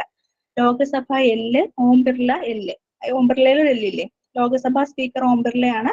രാജ്യസഭാ സ്പീക്കർ ജഗദീപ് ധൻകർ ആണ്. പ്രസിഡന്റ് ദ്രൗപദി മുർമു ആണ്. Chief justice DY Chandrachud. അദ്ദേഹം നവംബറൊക്കെ ആകുമ്പോൾ അദ്ദേഹം ഇറങ്ങാം. പിന്നെ വേറൊരാൾ വരും, പേര് മറന്നുപോയി ഞാൻ.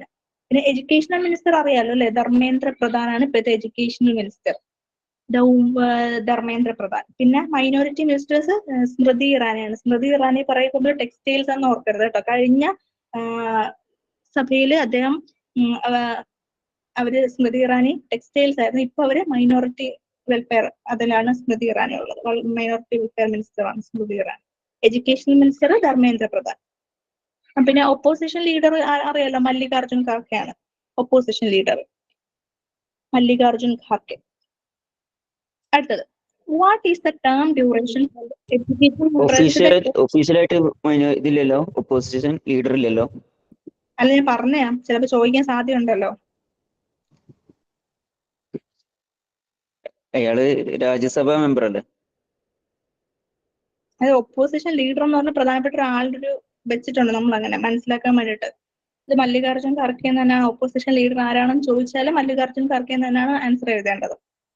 അല്ല, PSCക്ക് ഒരു ചോദ്യം വന്നിട്ടുണ്ട്, മല്ലികാർജുൻ ഖാർഗെന്റെ പേര് തന്നിക്കണേ ഇവയൊന്നുമല്ല എന്ന് പറഞ്ഞിട്ട്. അപ്പോ ആൻസർ ഇവയൊന്നുമല്ല എന്നല്ലേ ആൻസർ കൊടുക്കേണ്ടി വരും? ഇത് PSC ചോദിച്ച ക്വസ്റ്റ്യൻ തന്നെ ഞാൻ വേറെ സ്ഥലത്ത് നിന്ന് എടുത്തതാണ്. സൈറ്റ് ചെയ്യുന്ന അതിനകത്ത് മല്ലികാർജുൻ ഖാർഗെ എന്നാണ് കണ്ടത്. ഞാൻ ഒന്നൊന്ന് വെരിഫൈ ചെയ്തിട്ട് ഞാൻ ഗ്രൂപ്പ് പറയാം എന്തായാലും. അടുത്തത്, what is the term duration for the president of India? ഇന്ത്യയിലെ പ്രസിഡന്റിന്റെ ഡ്യൂറേഷൻ എത്ര വർഷമാണ് അദ്ദേഹത്തിന് ഭരിക്കാൻ പറ്റുന്നത്? 5 വർഷമാണ്.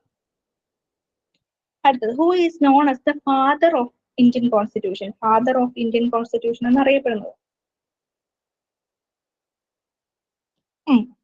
അതെ, എല്ലാവർക്കും അറിയാം. ഡോക്ടർ BR അംബേദ്കർ ആണ് ഫാദർ ഓഫ് ഇന്ത്യൻ കോൺസ്റ്റിറ്റ്യൂഷൻ എന്നറിയപ്പെടുന്നത്. അടുത്തത്, what is the preamble of the Indian constitution? Preamble of Indian constitution ആമുഖത്തിന് താഴെ പറയുന്നതിൽ ഏത് പേരിലാണ് അറിയപ്പെടുന്നത്? ഇൻട്രൊഡക്ഷൻ എന്നാണോ, ബിഗിനിങ് എന്നാണോ, പ്രിഫേസ് എന്നാണോ, പ്രൊലോഗ് എന്നാണോ? പ്രിഫൈസ് എന്നാണ്. മുഖപുരാണോ, ആമുഖം, അവതാരിക എന്നൊക്കെയാണ് അറിയപ്പെടുന്നത്. അത് എഴുതിയത് നെഹ്റു ആണ്. നമ്മളത് കടമെടുത്തത് അമേരിക്കയിൽ നിന്നാണ്. അമേരിക്ക എന്നുള്ള അവിടുന്ന് കടമെടുത്തതാണ് ഇന്ത്യൻ കോൺസ്റ്റിറ്റ്യൂഷന് പ്രിഫേസ്. ആമുഖം അമേരിക്ക, രണ്ടിലും ആയുണ്ട്. ആമുഖം അമേരിക്ക. അടുത്തത്, how many fundamental rights are guaranteed by the Indian constitution? Indian constitution നമുക്ക് എത്ര ഫണ്ടമെന്റൽ റൈറ്റ്സ് തരുന്നുണ്ട്? എത്ര എണ്ണം ഫണ്ടമെന്റൽ റൈറ്റ്സ്?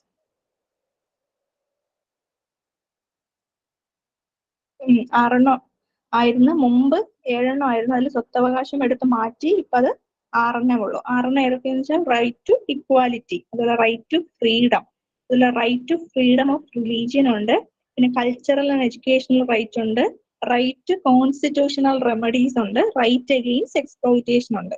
തുല്യതയ്ക്കുള്ള അവകാശം, സ്വാതന്ത്ര്യത്തിനുള്ള അവകാശം, മതസ്വാതന്ത്ര്യത്തിനുള്ള അവകാശം, പിന്നെ അതുപോലെ വിദ്യാഭ്യാസപരമായിട്ടുള്ള സാംസ്കാരികപരമായിട്ടുള്ള അവകാശം, അതുപോലെ കോൺസ്റ്റിറ്റ്യൂഷണൽ റെമഡീസ്,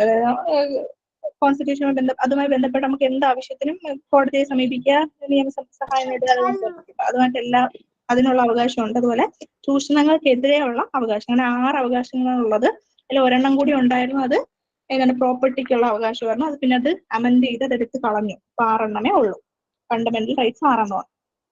അടുത്ത, what does article 21 of Indian constitution guarantee? Article 21 നമുക്ക് എന്താണ് ഗ്യാരണ്ടി ചെയ്യുന്നത്?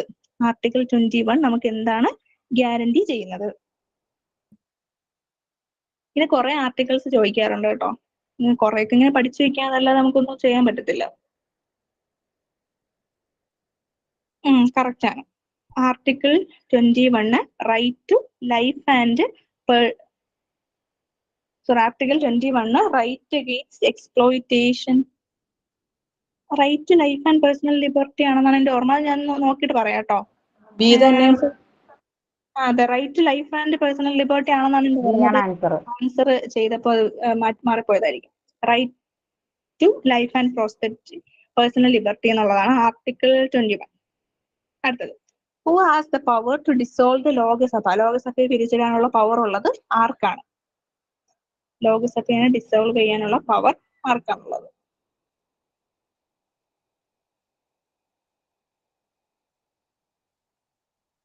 പ്രസിഡന്റിനാണ് ലോകസഭയെ പിരിച്ചുവിടാൻ, ഡിസോൾവ് ചെയ്യാനുള്ള പവർ ഉള്ളത്. നിയന്ത്രിക്കുന്ന ആളാണ് speaker. Who is the head of the state government in A state of India? ഇന്ത്യയിലെ ഓരോ സ്റ്റേറ്റിലെ ഗവൺമെന്റിന്റെ ഹെഡ് ആരാണ്? ഗവൺമെന്റിന്റെ ഹെഡ് ആരാണ്? ശ്രദ്ധിച്ചു നോക്കണേ, ഗവൺമെന്റിന്റെ ഹെഡ് ആരാണ്?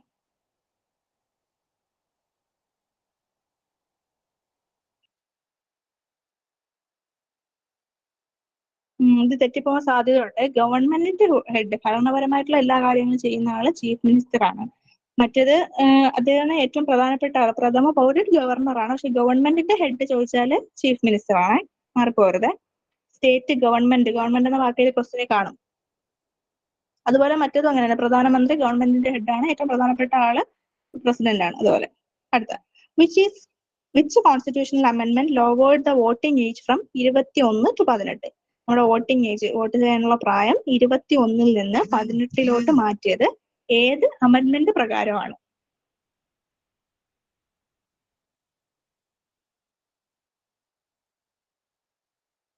61ാമത് അമെന്റ്മെന്റ്. ഓർത്ത് വെച്ചോണേ, 21 നിന്ന് 18 വോട്ട് ചെയ്യാനുള്ള പ്രായം കുറച്ചത് 61ാമത് അമെന്റ്മെന്റ്. അടുത്തത്, the directive principles of state policy are enshrined in which part of the constitution? കോൺസ്റ്റിറ്റ്യൂഷന്റെ ഏത് പാർട്ടിലാണ് ഡയറക്റ്റീവ് പ്രിൻസിപ്പിൾ, നിർദ്ദേശക തത്വങ്ങൾ ഉൾപ്പെടുത്തിയിട്ടുള്ളത്? ഇതിൽ നിന്നൊക്കെ ഇഷ്ടംപോലെ ക്വസ്റ്റ്യൻസ് വരാറുണ്ട്.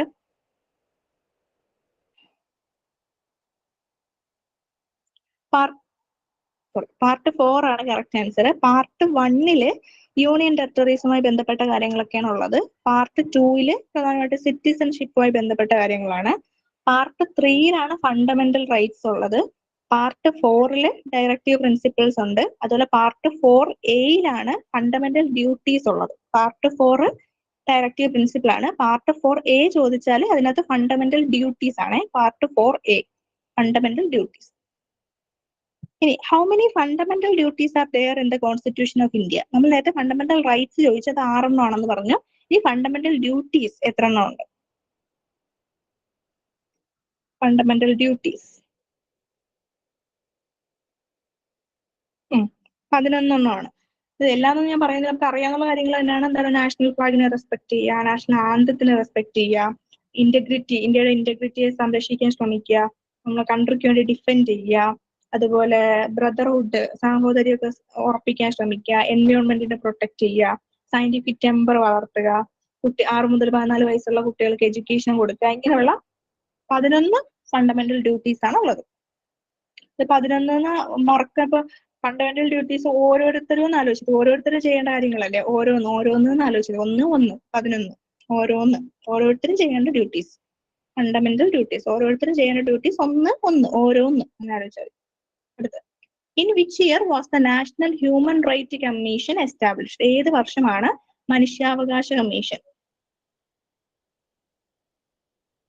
നാഷണൽ ഹ്യൂമൻ റൈറ്റ് കമ്മീഷൻ വന്നത് ഏത് വർഷമാണ്? ഇത് സ്ഥിരം ചോദിക്കും കേട്ടോ. നാഷണൽ ഹ്യൂമൻ റൈറ്റ് കമ്മീഷൻ, അതിൽ സ്റ്റേറ്റ് ഹ്യൂമൻ റൈറ്റ് കമ്മീഷൻ. ഞാൻ ഈ സ്ലൈഡിൽ ഉൾപ്പെടുത്തിയിട്ടില്ല, നിങ്ങൾ നോക്കാൻ വേണ്ടി ഇപ്പോഴും പറഞ്ഞു തരികയാണ്. അതുപോലെ എന്താണ് വുമൺ കമ്മീഷൻ, അതൊക്കെ അതിൽ നിന്നൊക്കെ ക്വസ്റ്റ്യൻ വരാറുണ്ട്.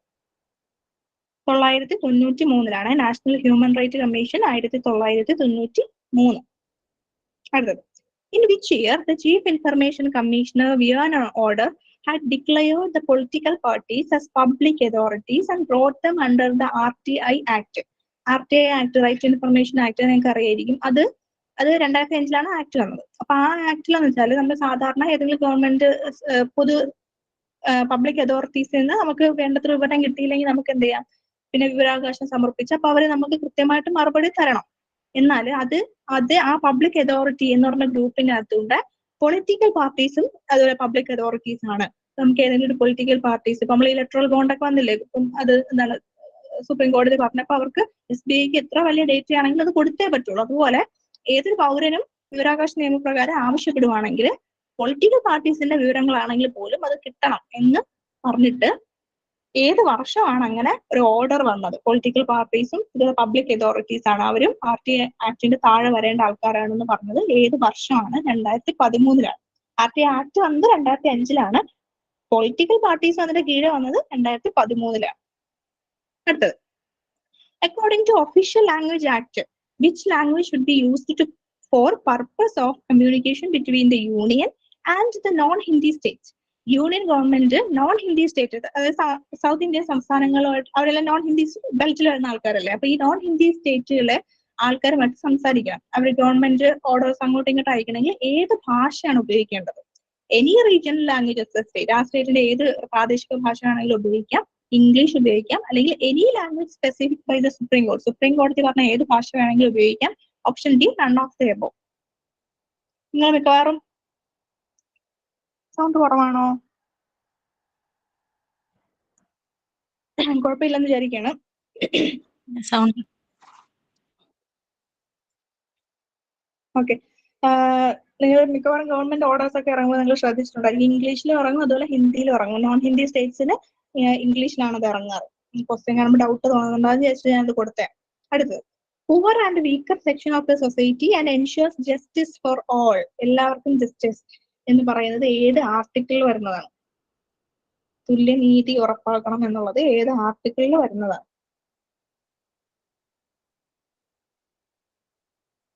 ആർട്ടിക്കിൾ 39A ഇങ്ങനെ കുറെ ആർട്ടിക്കിൾ ഉണ്ട് കേട്ടോ. ഏതിപ്പോ നമുക്ക് പറയാൻ പറ്റത്തില്ല ഏതാണ് ചോദിക്കുന്നത്, കുറെ ഇങ്ങനെ നോക്കാനേ പറ്റത്തുള്ളൂ. നിങ്ങൾ ഓടിച്ചൊക്കെ നോക്കി വെച്ചേക്കണേ.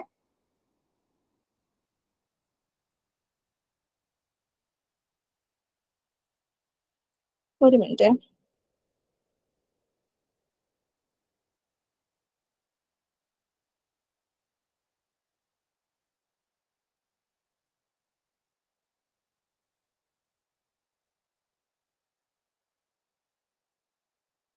നോട്ട്സ് സാധാരണ ഗ്രൂപ്പിൽ ഷെയർ ചെയ്യാറില്ലേ?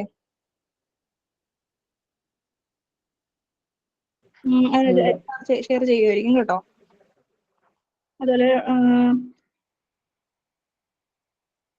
റെക്കോർഡഡ് ക്ലാസ്സും സാധാരണ വരാറുണ്ടല്ലോ, അതുപോലെ നോട്ടും ഷെയർ ചെയ്യുമായിരിക്കും. അജിസാന്റെ അടുത്ത് പറയാം. ഞാനിപ്പം ഒരുവിധം കുറെ ക്വസ്റ്റ്യൻസ് നമ്മൾ ഒരു നൂറോളം ക്വസ്റ്റ്യൻസ് നമ്മളിപ്പോ നോക്കി. ഞാൻ ഓൾറെഡി ആദ്യമേ പറഞ്ഞതുപോലെയാണ്, നമുക്ക് എന്ത് ചെയ്യാൻ പറ്റൂല, ഇങ്ങനെ പോർഷൻ ഇങ്ങനെ പിന്നെ എല്ലാ സിലബസും ഇങ്ങനെ കംപ്ലീറ്റ് ചെയ്യാനോ അല്ലെങ്കിൽ പിന്നെ ഓരോ ദിവസം ഓരോ ക്ലാസ് എടുക്കണം, അത്രമാത്രം സിലബസിൽ ആൾക്കാരുണ്ട്. അപ്പം നമുക്കത് ചെയ്യാൻ പറ്റാത്തത് കൊണ്ടാണ് ക്വസ്റ്റ്യൻ ഡിസ്കസ് ചെയ്ത് പോവാൻ എന്ന് വിചാരിച്ചത്. ഉപയോഗപ്പെട്ടെന്ന് വിചാരിക്കുകയാണ്.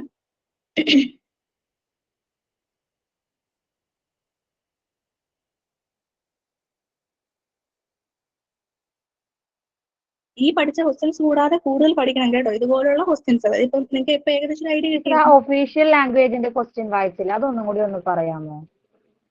നോൺ ഹിന്ദി ബിൽറ്റിലോട്ടല്ലേ? അതായത് ബാക്കിയുള്ളവരൊന്ന് ക്ഷമിക്കണേ, പറയണേ. According to official language act. Official language act എന്ന് പറയുന്ന ആക്ട് ഉണ്ട്. അതായത് ഏത് ഭാഷയിലാണ് സംസാരിക്കേണ്ടത്. ഇന്ത്യയിലെ ഭാഷയുടെ കാര്യം, ഒരുപാട് ഭാഷയുള്ള സ്ഥലമാണല്ലോ ഇന്ത്യ. അതുകൊണ്ട് ആ സമയത്ത് യൂണിയൻ ഗവൺമെന്റ്, അതായത് സെൻട്രൽ ഗവൺമെന്റ് ഏതെങ്കിലും വിഷയത്തിൽ പുതിയ നിയമങ്ങൾ ഉണ്ടാക്കും, പിന്നെ ഓരോ സ്റ്റേറ്റിനും നിർദ്ദേശങ്ങൾ കൊടുക്കും. ഇതൊക്കെ ചെയ്യുന്ന സമയത്ത് ഏത് ഭാഷയാണ് ഉപയോഗിക്കേണ്ടത്? ഇന്ത്യയുടെ പ്രത്യേകത വെച്ചാല് മുകൾ ഭാഗം മുഴുവൻ, നോർത്ത് ഇന്ത്യ മുഴുവൻ ഹിന്ദി സംസാരിക്കുന്നവർക്കാണ്. അപ്പൊ അവിടെ ഹിന്ദിയിൽ അയച്ചാൽ മതി. അവർക്ക് എന്ത് കാര്യങ്ങളും നോട്ടിഫിക്കേഷൻസോ എല്ലാ കാര്യങ്ങളും ഹിന്ദിയിൽ അയച്ചാൽ മതി. എന്നാൽ നോൺ ഹിന്ദി സ്റ്റേറ്റുകൾ താഴോട്ടുള്ള, അതായത് കേരളം, തമിഴ്നാട്, കർണാടക, മഹാരാഷ്ട്ര, ഇങ്ങനെയുള്ള നോൺ ഹിന്ദി സ്റ്റേറ്റിലുള്ള ആൾക്കാർക്ക് ഈ കമ്മ്യൂണിക്കേഷന് വേണ്ടി യൂണിയൻ ഗവൺമെന്റ് ഈ സ്റ്റേറ്റുകളിലോട്ട് അയക്കുന്ന നോട്ടിഫിക്കേഷൻസ്, നിയമങ്ങൾ, ഇത് ഏത് ഭാഷയിലായിരിക്കണം എന്നാണ് ഒഫീഷ്യൽ ലാംഗ്വേജ് ആക്ട് 1963 പറയുന്നത്. ഇത് ഇംഗ്ലീഷിലായിരിക്കണം എന്നാണ്. നിങ്ങൾ ഏത് ഗവൺമെന്റിന്റെ ഏത് സംഭവം എടുത്ത് നോക്കിയാൽ അത് ഇംഗ്ലീഷിലായിരിക്കും. ഓക്കെ അല്ലേ?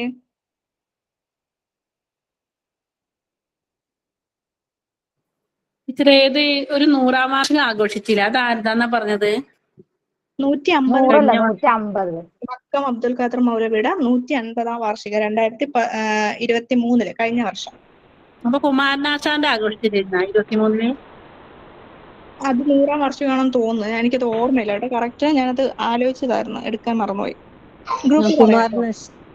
കുമാരനാശാന്റെ തന്നെ. അത് 23-ലല്ലേ ബോട്ടപകടത്തിൽ മരിച്ചത്? 100-ാം വാർഷികം എന്തോ ഞാൻ ഓർത്ത് വെച്ചിട്ടുണ്ടായിരുന്നു.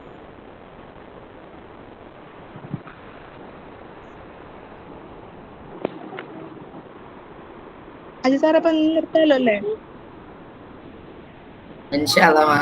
നമുക്ക് ഇന്നത്തെ സെഷൻ ഇവിടെ വൈൻഡപ്പ് ചെയ്യാണ്. അപ്പോൾ കൂടുതലായിട്ടൊന്നും പറയുന്നില്ല. എൻ്റെ ക്ലാസ് നോട്ട്സിന്റെ കാര്യങ്ങളൊക്കെ ഇൻഷാല്ലാ ഗ്രൂപ്പിൽ അറിയിക്കുന്നതായിരിക്കും. ഇൻഷാല്ലാ റെക്കോർഡഡ് ക്ലാസ് നാളെ രാവിലെ തന്നെ നിങ്ങൾക്ക് അയച്ചു തരുന്നതായിരിക്കും ഇൻഷാല്ലാ. അപ്പോൾ ഈ സെഷൻ ഹാൻഡിൽ ചെയ്ത സുമയ്യ ടീച്ചറിന് ബ്രൈറ്റ് അക്കാഡമിയുടെ ഭാഗത്ത് നിന്ന് വളരെ കൃത്യമായ കൃതജ്ഞത അറിയിക്കുവാണ്. അതോടൊപ്പം തന്നെ നിങ്ങൾ ഓരോരുത്തരെയും ഈ ഒരു സെഷൻ പങ്കെടുത്ത നിങ്ങൾ ഓരോരുത്തരെയും ഈ ഒരു പ്രത്യേക സാഹചര്യത്തിൽ നിങ്ങളോടൊക്കെ നന്ദി അറിയിക്കാണ്. നമുക്ക് ചില പരിമിതികളുണ്ട്. 180 പേരിൽ കൂടുതൽ നമുക്ക് അഫോർഡ് ചെയ്യാൻ പറ്റത്തില്ല. അതുകൊണ്ട് ഇൻഷാല്ലാ നാളത്തെ ക്ലാസ്സിലൊക്കെ വളരെ വേഗം തന്നെ ശ്രദ്ധിക്കാം. നാളെ ക്ലാസ് ഉണ്ടാവില്ല, മറ്റന്നാളായിരിക്കും ഉണ്ടാവും. നാളെ ഇലക്ഷനുമായി ബന്ധപ്പെട്ടുകൊണ്ടാണ്. അപ്പോൾ ഇൻഷാല്ലാ അല്ലാഹു തആല നമ്മളിൽ നിന്ന് ഇതൊക്കെ സ്വീകരിക്കുമാറാകട്ടെ. ആമീൻ യാ റബ്ബൽ ആലമീൻ. ഔസിക്കും ബിദ്ദുആ. അസ്സലാമു അലൈക്കും വറഹ്മത്തുള്ളാഹി വബറകാതുഹു.